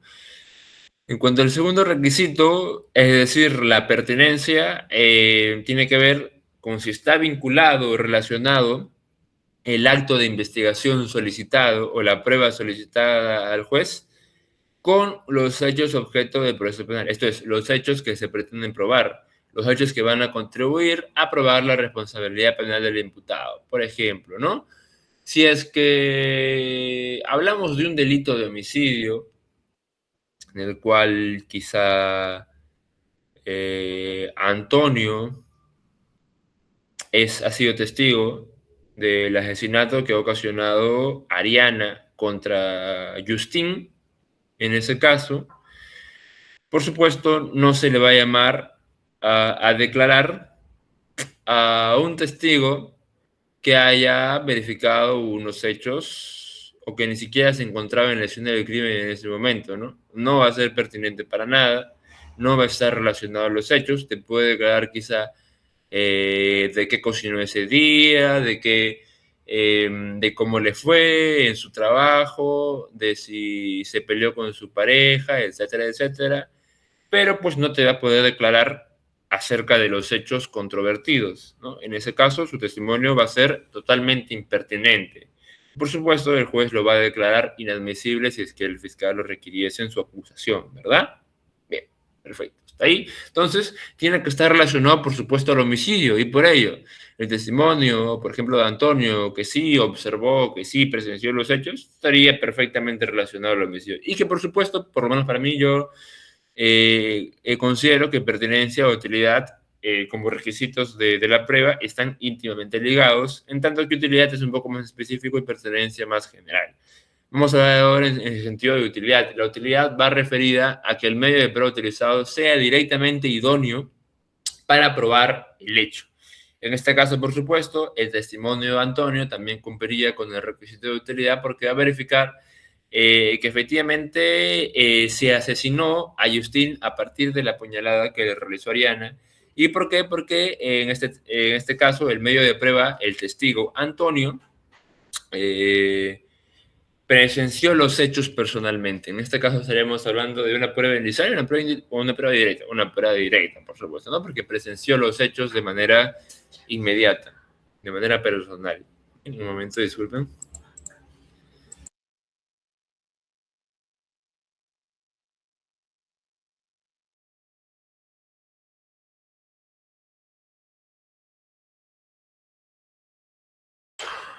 Bien, chicos, prosigamos entonces. Llega hay otra cosa que se tiene que mencionar, por supuesto, y que merece la pena recordar. Y es que supongamos, ¿no? El requisito de utilidad está, por supuesto, relacionado a que no se repitan medios de prueba que ya han sido practicados o que no se soliciten dos medios de pruebas iguales. ¿En qué sentido? Por ejemplo, no sé si recordarán el choque que hubo el año pasado, el accidente automovilístico que hubo en el 2025 entre un Anconero y una Expreso, ¿no? O un troncal, entre un metropolitano troncal. Creo que fue en Alfonso Ugarte, si no me equivoco. Pero bien, fallecieron varias personas y por supuesto que había varios testigos porque era en plena avenida, ¿cierto? Entonces, claramente, no se va, el fiscal no va a llamar a declarar a todos los testigos que se encontraban en ese momento, porque podrían haber sido tranquilamente unos 40, 50, 60, más de 100 inclusive, etcétera, etcétera. Entonces, si llama a todos esos 100, va a dificultar demasiado el proceso. Bastaría con unos y simplemente con 2, 3, etcétera, ya, pero no a tantos. Por lo tanto, si se va a llamar a declarar a dos testigos con la misma contundencia, a declarar sobre el mismo hecho, que los dos mismos testigos tengan la misma credibilidad, entonces no va a ser útil, porque ya el primer testigo habrá sido suficiente para generar una convicción en el fiscal, o ya sea en el juez, sobre la realización o no de la responsabilidad penal del imputado, ¿no? Bueno, en este caso, por supuesto, el chofer falleció, pero imaginemos, el chofer del Anconero falleció, pero imaginemos que no hubiera fallecido, ¿no? Sería, por supuesto, autor de un homicidio culposo, pues habría demasiados testigos en este caso. Pero como mencionaba, no se va a tener que llamar a dos testigos que declaren sobre los mismos hechos y que tengan la misma contundencia en cuanto a la credibilidad de su testimonio, ¿no? Más o menos a ello va relacionado a la utilidad. Y que, como habrán visto en el texto, se ha rechazado ello. ¿Por qué? Porque el segundo testimonio ya no sería útil para probarlo porque ya lo había probado el primer testigo. ¿Bien? Hasta ahí quede claro. En cuanto a las convenciones probatorias, es el siguiente apartado que se toca en el libro del profesor, vamos a definirla, ¿no? Es un acuerdo entre las partes, esto es entre fiscal e imputado, acerca de la existencia de un determinado hecho, y que tiene su excepción, por supuesto, en que no se va a poder pactar sobre la responsabilidad penal o hechos que estén vinculados al hecho punible, ¿no? Sobre cuestiones relacionadas a ello. ¿Por qué? Porque si no, se estaría reemplazando la utilidad de los mecanismos premiales de simplificación procesal o justicia negociada o McDonaldización de la justicia continental, y que les haría perder básicamente su objeto, ¿no? Entonces, no se va a poder pactar sobre ello. Para ello, por ejemplo, existen otras vías, como la terminación anticipada, donde sí hay un acuerdo entre fiscal e imputado, o el principio de oportunidad, donde también hay un acuerdo entre fiscal o imputado, o entre agraviado e imputado, o en la conclusión anticipada, donde también hay un acuerdo, ¿no? Bien. O incluso en la colaboración eficaz. Pero bien, en este caso no se va a poder pactar sobre la punibilidad o la responsabilidad penal del imputado, sino sobre hechos concomitantes, ¿no? Por ejemplo, pactemos tú, fiscal, y yo, imputado, que era de día en el momento en que supuestamente ocurrieron los hechos, o que era de noche, o que no era un área concurrida, o que mi familia se encontraba de viaje, etcétera, etcétera. Por supuesto, esto va a concurrir, esto se va a traducir en las denominadas convenciones probatorias. ¿Cuál es la formalidad? Que este acuerdo entre las partes procesales que pacten la convención probatoria debe constar en acta. Y por supuesto, en sede de juicio oral, si es que la convención probatoria es aprobada por el juez de investigación preparatoria, no va a tener que ser discutida en sede de juzgamiento. Entonces, en el debate probatorio no va a tener por qué ser debatida, porque ya habrá sido una cuestión que dejó de ser controvertida en base a que se acordó entre las partes contrarias que este hecho estaban de acuerdo que había sucedido tanto el imputado como el fiscal. Bien, en pocas palabras es ello. Como siempre les digo, tienen que recurrir al ordenamiento positivo, ya sea en procesal penal o en derecho penal sustantivo, porque de ahí a partir de toda la interpretación que se tiene que hacer. En eso básicamente constituye la dogmática, ya sea adjetiva o sustantiva, esto es en la interpretación del derecho penal vigente. No ley lata, etcétera, etcétera. Nada de ley lata. Bien, entonces vamos a proceder ahora al artículo, si ubican por favor su artículo 156, objeto de prueba, inciso 3. Las partes podrán acordar que determinada circunstancia no necesita ser probada, en cuyo caso se valorará como un hecho notorio. ¿Y qué sostuvo Seleni perfectamente en su posición acerca de los hechos notorios? Que estos hechos notorios no necesitan prueba, no necesitan ser corroborados mediante otros actos de investigación, sino que bastará con este acuerdo realizado, por ejemplo, ¿no? Y lo que se mencionó, este inciso 3 del artículo 156 menciona, el acuerdo sobre la convención probatoria entre las partes se hará constar en acta. Si no consta acta, pues podrá ser incluso objeto de nulidad. Bien, perfecto. Ahora, vamos con lo último. Tiene un carácter no vinculante, esto es, así el fiscal y el imputado pacten sobre determinada circunstancia, esto no vincula necesariamente al juez, es decir, el juez no va a emitir una resolución aprobando necesariamente ese acuerdo entre las partes, sino que él puede tranquilamente rechazarlo y decidir que no procede esta convención probatoria y que de todas formas va a tener que ser discutida en sede de juicio oral por el juez penal. El juez, por lo tanto, de investigación preparatoria tiene total discreción, siempre y cuando su resolución esté debidamente motivada, de decidir si es que procede o no esta convención probatoria realizada entre fiscal e imputado. Bien, por ende, la convención probatoria no vincula al juez, no lo obliga a aceptarla, etcétera, etcétera. Hay una autonomía total en este caso. Bien. Ahora, sobre la nueva prueba en juicio oral. Un momento. Hay una regla general que, como les mencionaba, por lo general, o la regla general, es que la prueba o el momento introductivo, la fase introductiva de la prueba, esto es la fase o la etapa procesal penal en la cual debe ser admitida la prueba, sea la denominada etapa intermedia, ¿no? Porque supone que la etapa intermedia es una fase de saneamiento en la cual el juez ve si se cumplen los requisitos de formalidad de la acusación, si la prueba reúne los requisitos necesarios para que pueda pasar a juicio oral, esto es conducencia, pertenencia o utilidad, etcétera, etcétera. Pero existe una excepción, esto es, también se podrá admitir la prueba en sede de juicio oral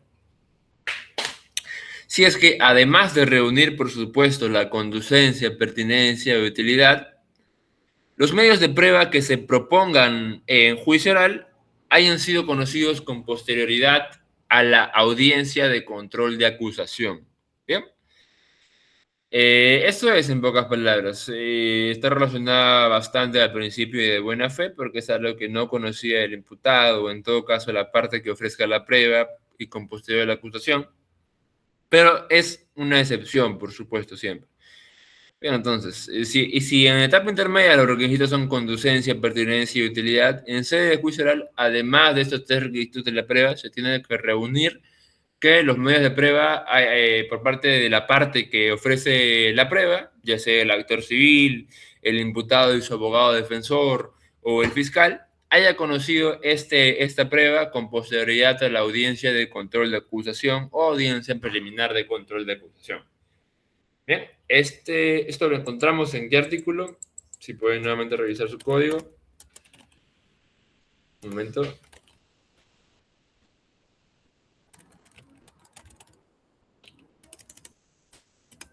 Ya.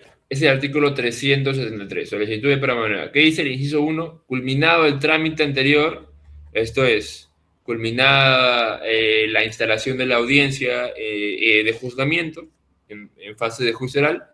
Si se dispone la acusación del juicio, las partes pueden ofrecer nuevos medios de prueba y solo se admitirán aquellos de los cuales las partes hayan tenido conocimiento con posterioridad a la audiencia de control de acusación.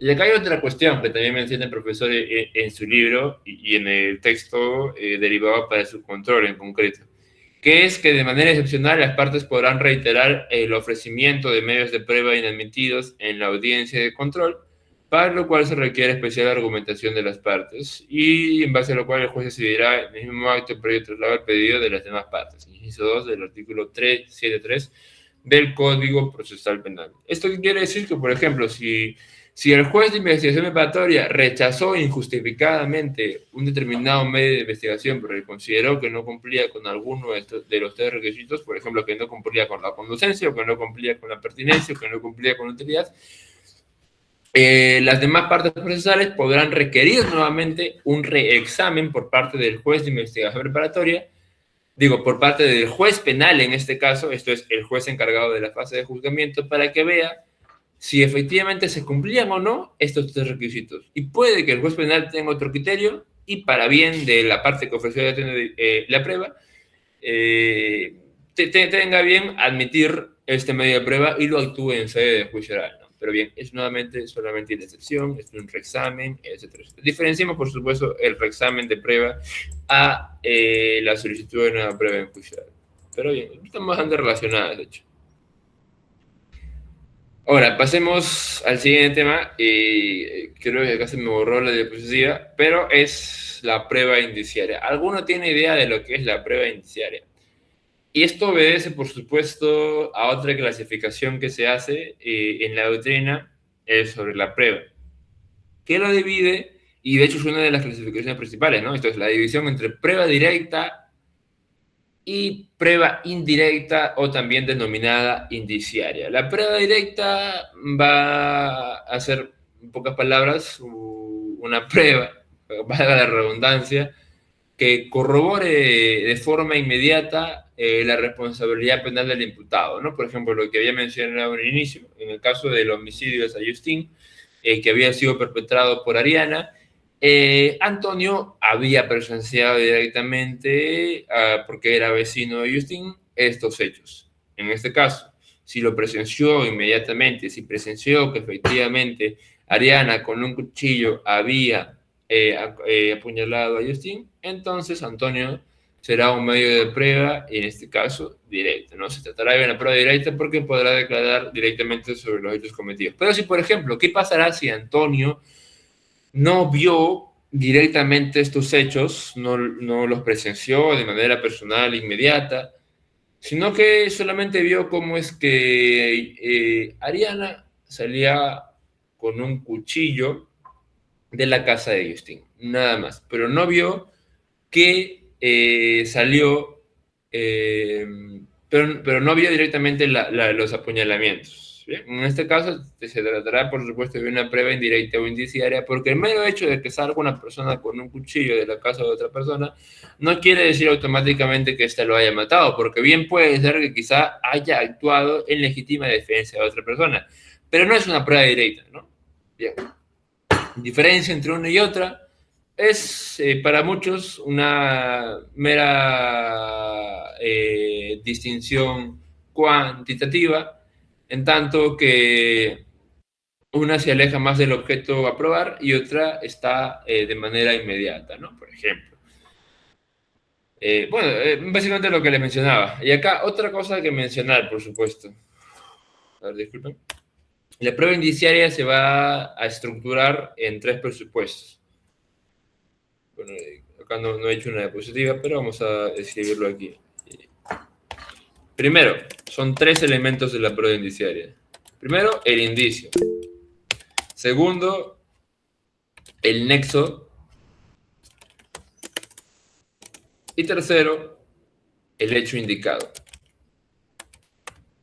O conclusión, ¿no? De hecho, la prueba indiciaria no es es estrictamente una prueba, sino más que todo una manera de razonamiento, que está constituida, como mencioné, por estas tres cuestiones, estos tres elementos. ¿El indicio qué es? Es un hecho, por supuesto, que ya ha sido probado, pero que no corrobora automáticamente la responsabilidad penal del imputado. El nexo es este ejercicio intelectual que hace el juez y que permite relacionar al hecho probado, esto es, al indicio, con la conclusión a la que se pretende llegar, esto es, el hecho indicado. ¿Y el hecho indicado qué es? Lo que va a vincular al imputado con su responsabilidad penal respecto del delito que se pretende atribuir, ¿no? En pocas palabras, es la conclusión.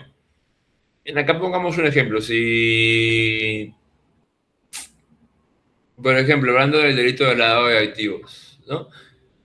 Recordemos lo siguiente, aunque no sé si saben de qué se trata el delito de lavado de activos, ¿no? Está bien, para quienes estén llevando quizá ya penal económico, no, ustedes están en tercer año recién, ¿no? Pero bueno, el delito de lavado de activos, en pocas palabras, blanqueo de capitales, quien reciba dinero ilícito, conociendo este origen delictivo. ¿Bien? Teniendo en cuenta esa premisa, entonces vamos a tener en cuenta que según la jurisprudencia existen tres indicios clave o fundamentales que son denominados el triple pilar indiciario para determinar con cierta convicción que efectivamente acaeció el delito de lavado de activos. Este es el recurso de nulidad 1190-2019, para que lo apunten. Bien, estos tres indicios son, primero, el incremento inusual del patrimonio o el manejo de cantidades de dinero que por su elevado monto, dinámica de las transmisiones y tratarse de efectivo ponga de manifiesto operaciones extrañas.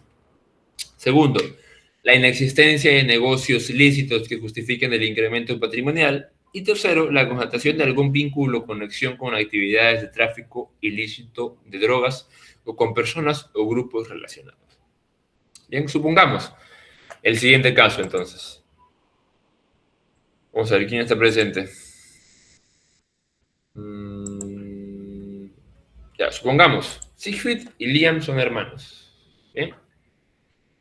Son hermanos y un día casualmente viene Siegfried y le entrega 20.000 soles en efectivo a Liam. Y él dice, bueno, gracias, hermano, voy a utilizarlo para libros, para una maestría que en un futuro, para lo que desee utilizar, ¿no? Quizá en alcohol o en lo que le dé la gana. Bien, entonces, ¿qué es lo que pasa acá? Liam podría, su conducta de recibir este dinero, aunque no sabía a ciencia cierta, que Siegfried en realidad había conseguido este dinero producto de haber asesinado, por ejemplo, a Xiomara, un homicidio por lucro, ¿no? Un asesinato calificado por lucro. Bien, había recibido 20.000 soles, bien, perfecto. Un enemigo de Xiomara, pongámosle Gino Sebastián, le había pagado esa cantidad para que Siegfried mate a Xiomara. Entonces, una vez Siegfried consume este delito, va y le entrega este dinero a su hermano para que lo utilice según vea bien. Entonces, ¿qué pasa aquí, muchachos? Pasa lo siguiente. El muchacho, acá Liam, conoce que su hermano está relacionado a ciertas pandillas, tiene un vínculo efectivamente criminal. Aparte, este dinero está siendo entregado en efectivo. Además, Siegfried no cuenta con un trabajo que le genere este rédito, ni siquiera cuenta con un trabajo, en pocas palabras. Entonces, para ganar 20.000 soles así de un porrazo en un día, que se lo dé, genera cierta sospecha, ¿verdad? Es un supuesto, por supuesto, no estoy diciendo que no tenga un trabajo así, es un supuesto. Aparte, ahora se supone que lo ideal es concentrarse en estudiar, ¿no? Pero bien, bueno, entonces, aparte, no tiene un negocio, ya sea heredado por sus padres o por cuenta propia, que le permita justificar este aumento del patrimonio.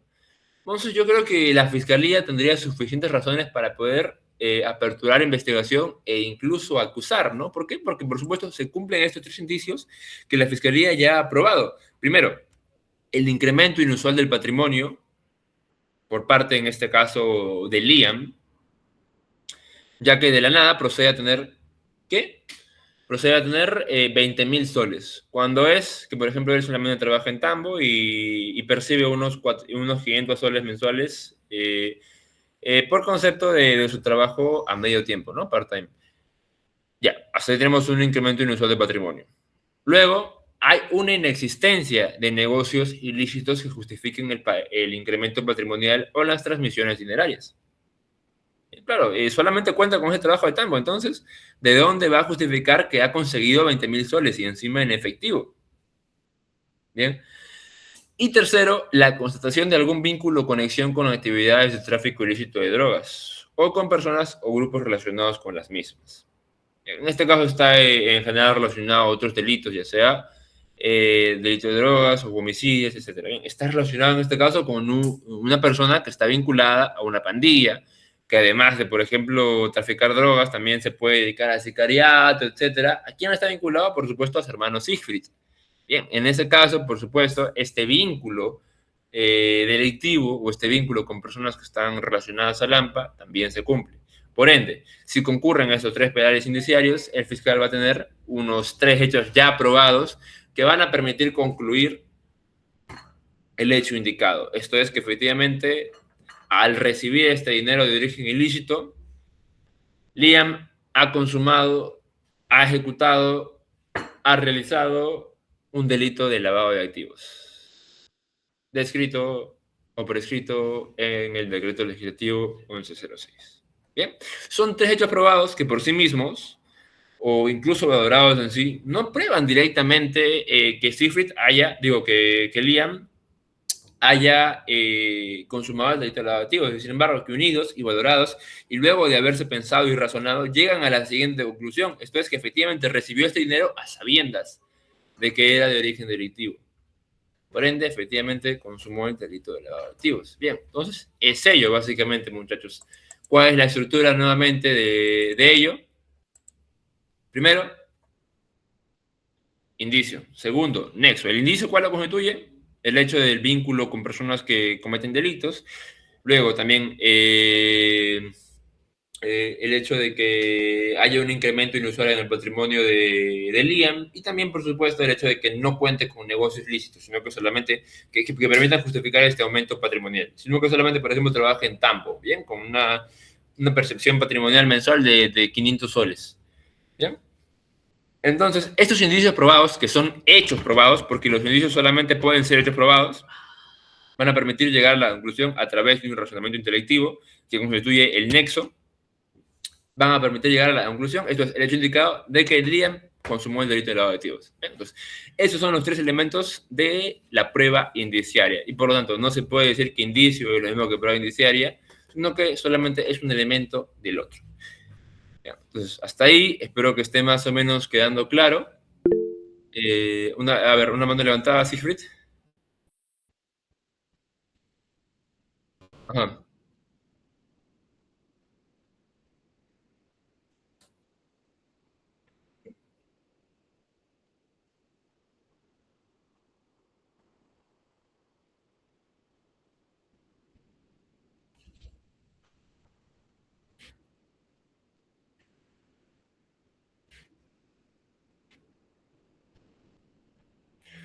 Bien, como mencionaba, la prueba indiciaria no es en sí o en estricto una prueba, sino más que todo es un razonamiento que va a realizar el juez en sede de juicio oral. Por lo tanto, el fiscal en su requerimiento de acusación puede colocar tranquilamente, hay un incremento inusual de patrimonio por parte de Liam en virtud de estos 20.000 soles encontrados en su bolsillo. Primera prueba. ¿Es conducente? Sí. No hay ningún aparato legal o dispositivo legal que diga que no se puede admitir ello en sede de etapa intermedia. Segundo, ¿es idóneo? Sí, porque permite probar efectivamente, es útil, sí, porque permite probar la recepción de un dinero ilícito por parte de Liam.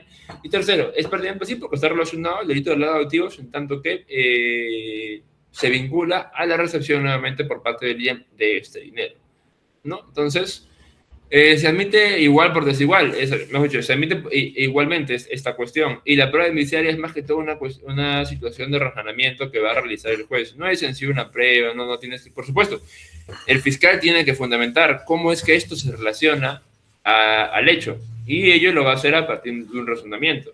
Pero nuevamente, es simplemente un razonamiento. No es no es que tú digas el testigo declaró tal cosa, sino que la prueba indiciaria es, como digo, simplemente un razonamiento, una motivación de por qué esta prueba está relacionada a los hechos delictivos. En base al nexo causal, es un hecho indicado, es un hecho separado, no es un hecho que prueba automáticamente la responsabilidad penal del imputado, sino que requiere, junto a otros hechos, esto es, a otros indicios, un razonamiento intelectual, un ejercicio intelectivo, un nexo causal, y este ejercicio intelectivo va a poder estar basado, por ejemplo, en las máximas de la experiencia. Recordemos lo que se mencionaba, si no me equivoco, un compañero en este martes pasado acerca de la ropa interior de encaje por parte de la chica, que ya sea un mal o buen razonamiento, es de todas formas una máxima de la experiencia, bueno, o por lo menos una deducción que sacó el juez y que le permitió vincular este indicio, esto es, este hecho probado de que la mujer portaba una ropa interior de encaje de color rojo, con el hecho punible que se pretende probar de la violación sexual. Entonces, esta máxima de la experiencia, este prejuicio, en otras palabras, que tenía el juez, le permitió relacionar este indicio con este hecho indicado o conclusión. ¿De acuerdo? Entonces, prueba inicial es un razonamiento, no es en sentido estricto una prueba que va a tener que verificar su conducencia, etcétera, ¿no? Sino que es la motivación que hace el fiscal. Bien, entonces, ello en pocas palabras, espero que haya quedado claro. Bien, perfecto, gracias, Siegfried. Proseguimos entonces, que no me te pregunta. Y acá hay otra cuestión, por supuesto. El hecho, el indicio tiene que estar probado, porque es un hecho a partir del cual se infiere una cuestión, se infiere una conclusión, es un razonamiento, premisa mayor, premisa menor, y también en la gran mayoría de los casos tiene que estar seguida de otros indicios, porque si solamente es un indicio va a ser demasiado débil para poder generar una convicción en el juez. Y en este caso, por ejemplo, en el caso del triple penal indiciario, si concurren esos tres indicios, ya existe una pluralidad de indicios. Y de hecho es una cuestión que exige también la Corte Suprema. Aquí está. Miren. Es la sentencia del Tribunal Supremo de 1090-2002, del 11 de junio, que exige que el razonamiento se apoye en elementos de hecho, esto es, los indicios, y que estos sean varios, esto es, una pluralidad de indicios, que estén acreditados, es decir, que ya estén probados, y que se relacionen reforzando entre sí y desde un punto de vista formal. Entonces, los indicios son hechos ya probados, no son presunciones. Por el contrario, el hecho indicado o la conclusión sí son presunciones. ¿Bien?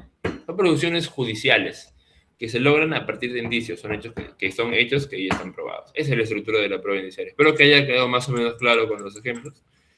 Sin más, prosigamos.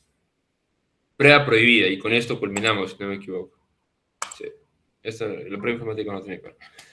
Prueba prohibida. Bien, y esto también tiene que ver con algo que, si no me equivoco, ya mencionó Seleni, que es el principio de legitimidad de la prueba. Esto es, que no podrá ser admitida las pruebas que vulneren el contenido esencial de los derechos fundamentales, y que acá se menciona perfectamente la regla de exclusión. Se excluirá la admisión o la valoración de la prueba cuando vulnere derechos fundamentales. ¿Esto tiene excepciones? Por supuesto. Y que las mencioné por eso en su artículo, ¿no? Por ejemplo, la buena fe, la causa probable, etc. La buena fe, ¿de qué estamos hablando? Cuando, por ejemplo, la policía, al momento de perseguir un delito, y eso es más que todo reconocido en fuentes de jurisprudencia anglosajona, del common law, por lo menos hasta ahora no he encontrado una jurisprudencia nacional o del ámbito jurídico europeo continental que admita la excepción de la buena fe, pero que en pocas palabras se traduce en que, por ejemplo, la policía pensaba que estaba actuando conforme a derecho y, sin embargo, no estaba autorizado judicialmente, no estaba actuando de manera proporcional o racional, y por ende, a pesar de que su actuación de manera objetiva sea ilícita o se haya obtenido la prueba de manera ilegítima, en el fondo, por el carácter subjetivo de que ellos pensaban que estaban haciendo bien, de que estaban obrando conforme a ley, puede ser admitida la prueba, ¿no? Perfecto. Esa es una excepción, por ejemplo. Ahora, vamos a ver esto con mayor detenimiento, porque merece, por supuesto, su atención. Compartir esta pantalla.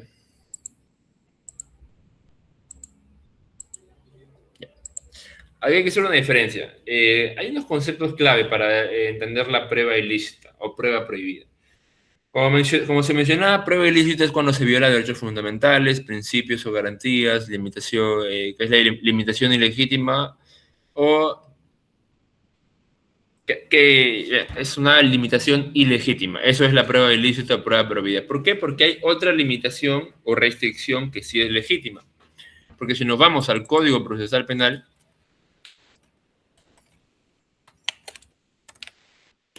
que es el artículo, bueno, es el título 3, capítulo 1, búsqueda de pruebas y restricción de derechos, existen en el marco del proceso penal determinados medios de prueba o determinados actos de investigación que van a restringir determinados derechos fundamentales y que a pesar de ello son totalmente legítimos porque nuestro ordenamiento vigente adjetivo los reconoce. Por ejemplo, el allanamiento.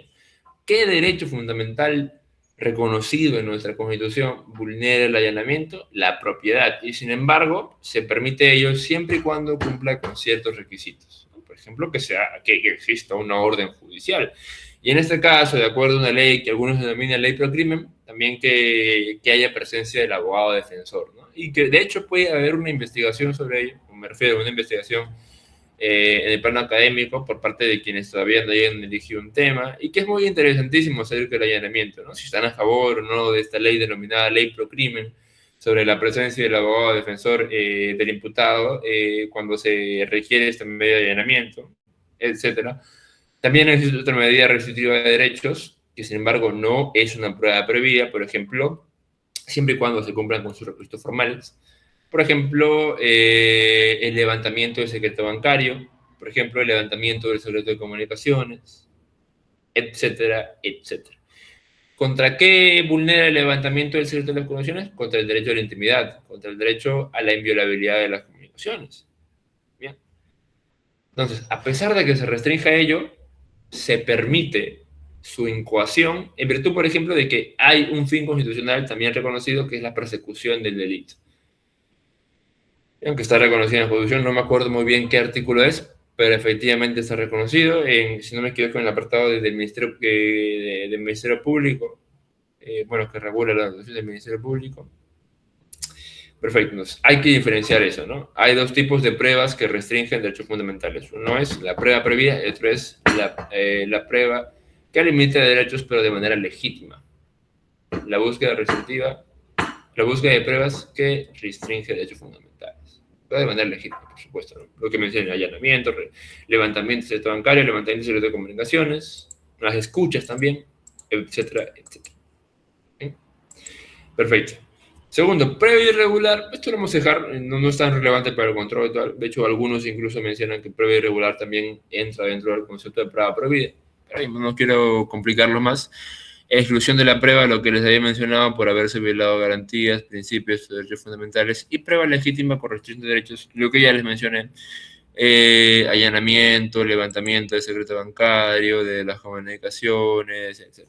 Ahora, razonabilidad y proporcionalidad. También, según nuestro Código Procesal Penal, las pruebas que se busquen en el contexto de una restricción de derechos tienen que cumplir siempre con los requisitos de razonabilidad y proporcionalidad.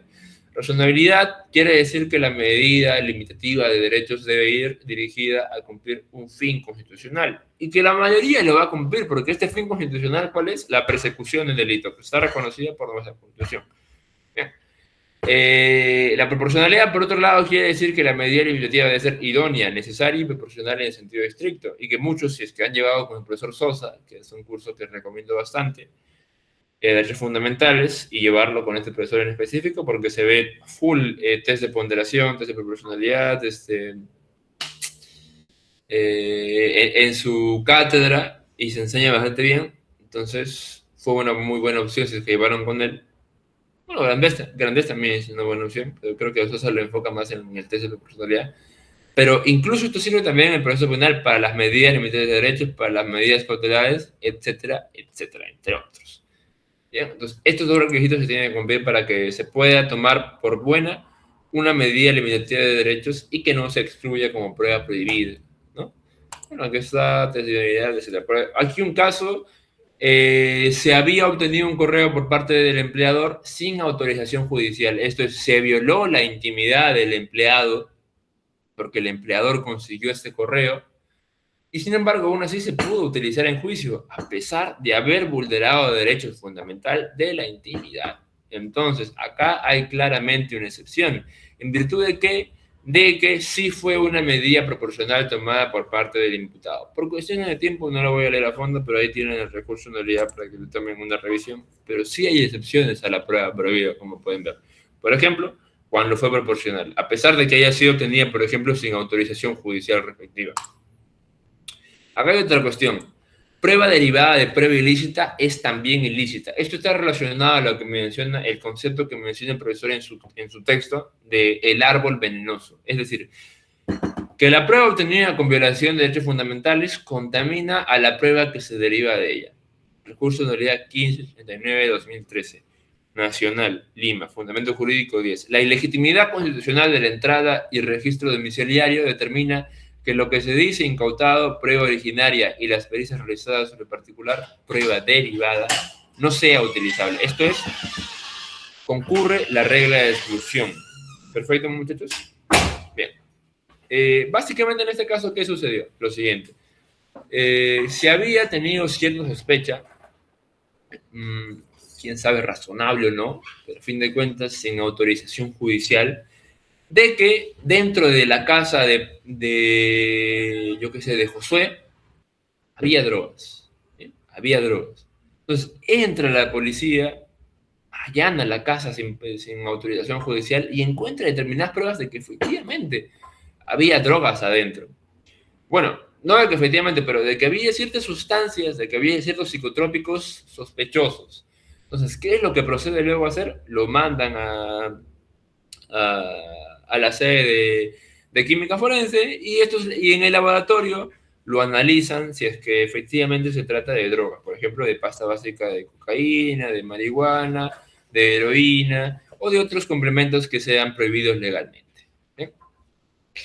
En este caso, muchachos, ¿qué es lo que estableció este recurso de nulidad? Que esta prueba obtenida a partir de la pericia realizada a esos objetos incautados por el allanamiento ilegal o ilegítimo realizado por la Policía Nacional no era utilizable. ¿En virtud de qué? De la regla de exclusión. ¿Por qué? Por el árbol venenoso, de que la prueba obtenida mediante la vulneración de derechos fundamentales contaminaba a la otra prueba obtenida a partir de ella. Esto es, prueba originaria contamina prueba derivada. Bien, eso es en pocas palabras. Y acá hay otra cuestión también, que esto no sucedió en Perú, si no me equivoco fue en Colombia, Argentina, Chile, no estoy seguro. Pero lo que había pasado era lo siguiente: conocerán el caso de los muleros, que a veces incluso se meten droga dentro de los órganos personales. Bueno, todos los órganos son personales, ¿no? Bueno, ¿acaso no me equivoco que se le había metido al apéndice, al estómago o al recto? Bueno, por ahí. Entonces, la estaba pasando demasiado mal una vez que este había llegado al país donde se supone iba a realizar el tráfico de drogas. Iba al hospital el muchacho, ¿no? El muchacho que era mulero. Va al hospital y el médico, ¿no? El médico le realiza una radiografía, ve que hay un objeto sospechoso en su estómago y procede a realizar un examen más minucioso y verifica que se trataba de drogas, ¿no? Se trataba de pastillas, se trataba de quetes de cocaína, ¿no? No sé si eran quetes de cocaína, pero vamos a ponerle en este caso que sí lo eran, ¿de acuerdo? ¿Qué es lo que hace? Va y avisa a la fiscalía, y viene la fiscalía y procede conforme a ley, ¿no? Pero bien, ¿qué es lo que sucede? Que en este caso había violado su deber de secreto profesional, que es un deber por parte del médico reconocido legalmente. Entonces, había sido, por supuesto, una prueba obtenida con violación de derechos fundamentales. Bien. Había sido una prueba obtenida con violación del secreto profesional que el médico que había denunciado el hecho tenía el deber de guardar. Se tuvo en cuenta la gravedad del delito vinculado con el tráfico de estupefacientes, afectando los compromisos asumidos por la nación al suscribir diversos tratados internacionales. Bien. Ese es otro caso de prueba prohibida, por ejemplo.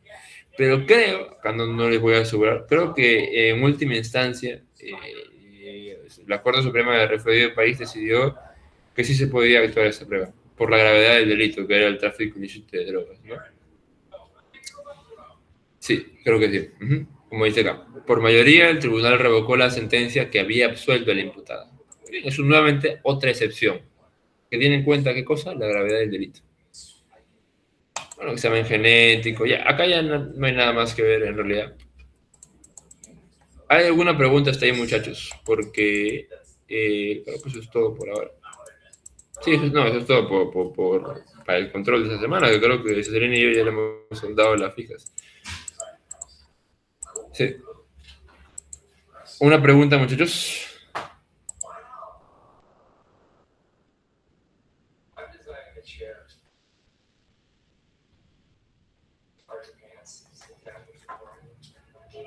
Bueno, un pequeño repaso, entonces. Yo voy a preguntar, si es que no hay preguntas. A ver, Siegfried, dime, si estás ahí, ¿no? Ah, a ver, ¿qué significa el requisito de pertinencia para la admisibilidad de una prueba?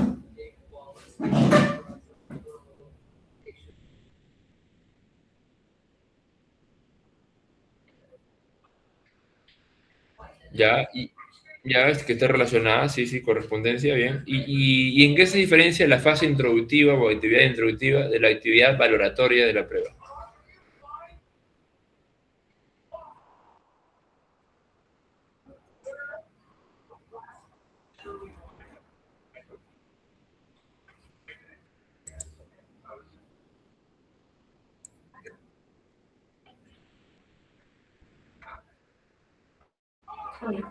Ya, y dime, ¿la fase introductiva en qué etapa del proceso penal se da?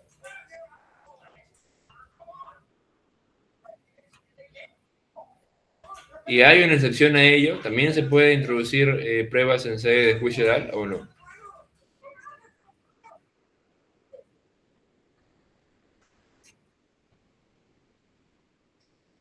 Ya, bien, perfecto, perfecto, perfecto. A ver, ahora Liam, ¿te encuentras?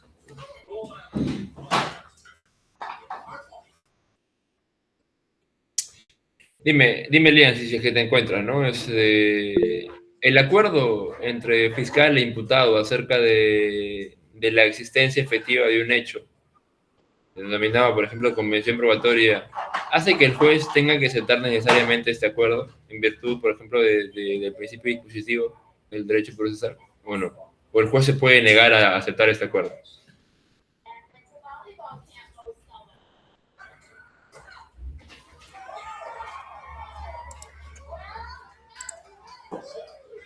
¿No se puede negar?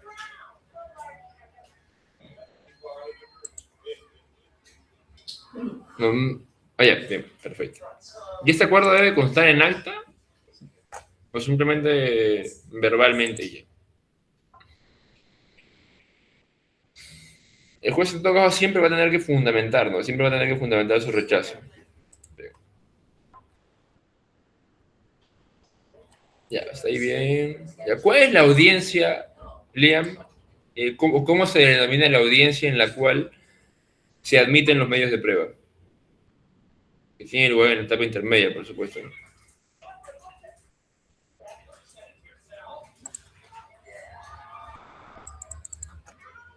Liam, quizá Gino, o Xiomara, o Mariela, cualquiera. Audiencia de control de actuación. También audiencia preliminar. Bien, perfecto. Siempre revisen su código. Ahí están los nombres, tal cual, qué nombres les colocan, etc. Bien, perfecto. Cuestión donde las fijas, ¿ah? Bien, y finalmente, eh, mm, ya que hay otra cuestión. ¿Se puede probar la respuesta? El juez puede llegar a una convicción más allá de todo razonable efectos de condenar al imputado a partir de simplemente valorar prueba indirecta o prueba indiciaria, o tiene que necesariamente contar con al menos una prueba indirecta.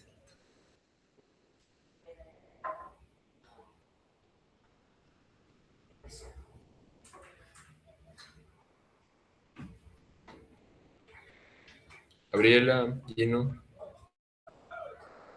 Perfecto, bien, sí. Claro, porque recordemos que la mayoría de delitos son cometidos en la clandestinidad, ¿no? Son cometidos de manera oculta.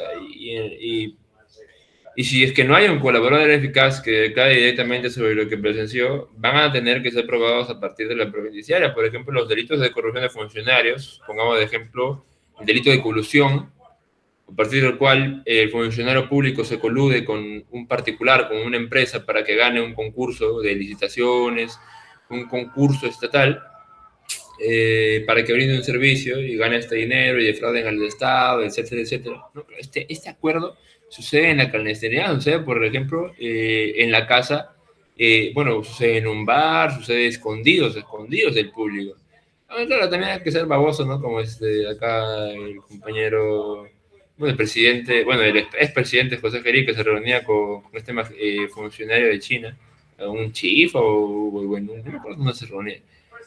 Pero ya encima de la laboral, pero bueno. Suceden por lo general en la clandestinidad, ¿no? Entonces, acá se va a tener que obrar perfectamente con prueba indiciaria y, por supuesto, sobre todo en delitos de corrupción de funcionarios, la prueba indiciaria es totalmente necesaria. Y no va a ser necesaria la prueba directa, que en realidad es la excepción. La mayoría de delitos se van a probar con pura prueba indiciaria.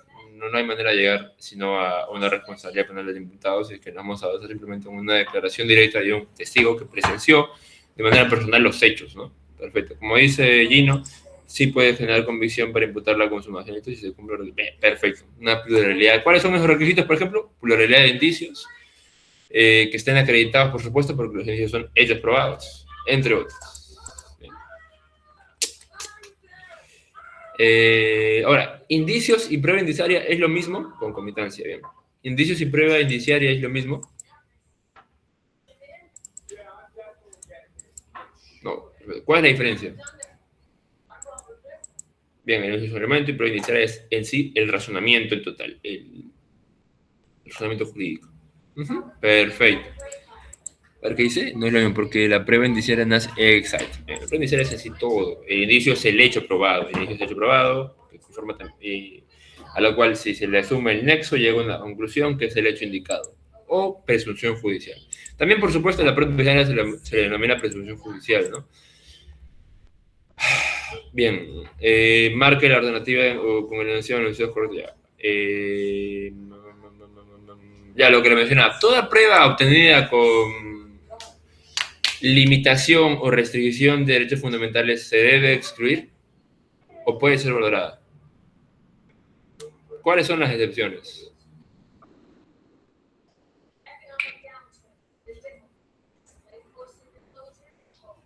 Ya, lo que establece la ley. Pero, por ejemplo, lo que establece la doctrina, de acuerdo al texto también, no necesariamente en el ámbito jurídico europeo continental. El profesor menciona en su texto, porque recordemos que es un control de lectura, la excepción de la buena fe, cuando la policía piense que haya actuado conforme a ley, ¿no? Bien, perfecto. Están preparados, así que creo que hasta ahí es suficiente. No habría nada más que mencionar, de hecho. Y lo último. Bueno, sí, ya lo mencioné. Sí, ya lo mencioné, no creo que sea necesario. Ya, es todo, muchachos. Sereni, ¿algo más que acotar o alguna pregunta por parte de los chicos? El control es muy sencillo, de hecho son 10 preguntas objetivas, 10 preguntas para marcar. Entonces, y son cortas, se dará media hora lo mucho, porque es muy sencillo, muy sencillo. No van a tener por qué presionarse, etc. Mariela, a ver. Buenas noches. Disculpe, tengo una consulta respecto al tema de prueba prohibida. Lo que es regla de exclusión, ¿se va a tomar en cuenta la doctrina comparada? Porque hace ejemplos con España y Estados Unidos. ¿Se va a Sí, tomar sí, en sí, cuenta en sí. el control? Claro, claro, claro. Gracias. Aquí. Buena pregunta, chicos. Bueno, como les estoy diciendo, es un control bastante sencillo. Preguntas para marcar, no son tan largas. Sí tienen que pensar, por supuesto, como en toda evaluación, pero no les va a demandar más de media hora. Entonces, Sería todo, muchachos. Los controles en general de la cátedra son bastante sencillos. Lo más difícil de la cátedra, diría yo, que es el trabajo de investigación y los exámenes parciales final. Pero los controles pierdan cuidado, vean bien la asesoría y denle una buena leída al control y será suficiente, de hecho. Sería todo, muchachos. Y si hay alguna otra consulta, pueden hacerla. Y si no, pues nos pasamos a retirar Selene y yo.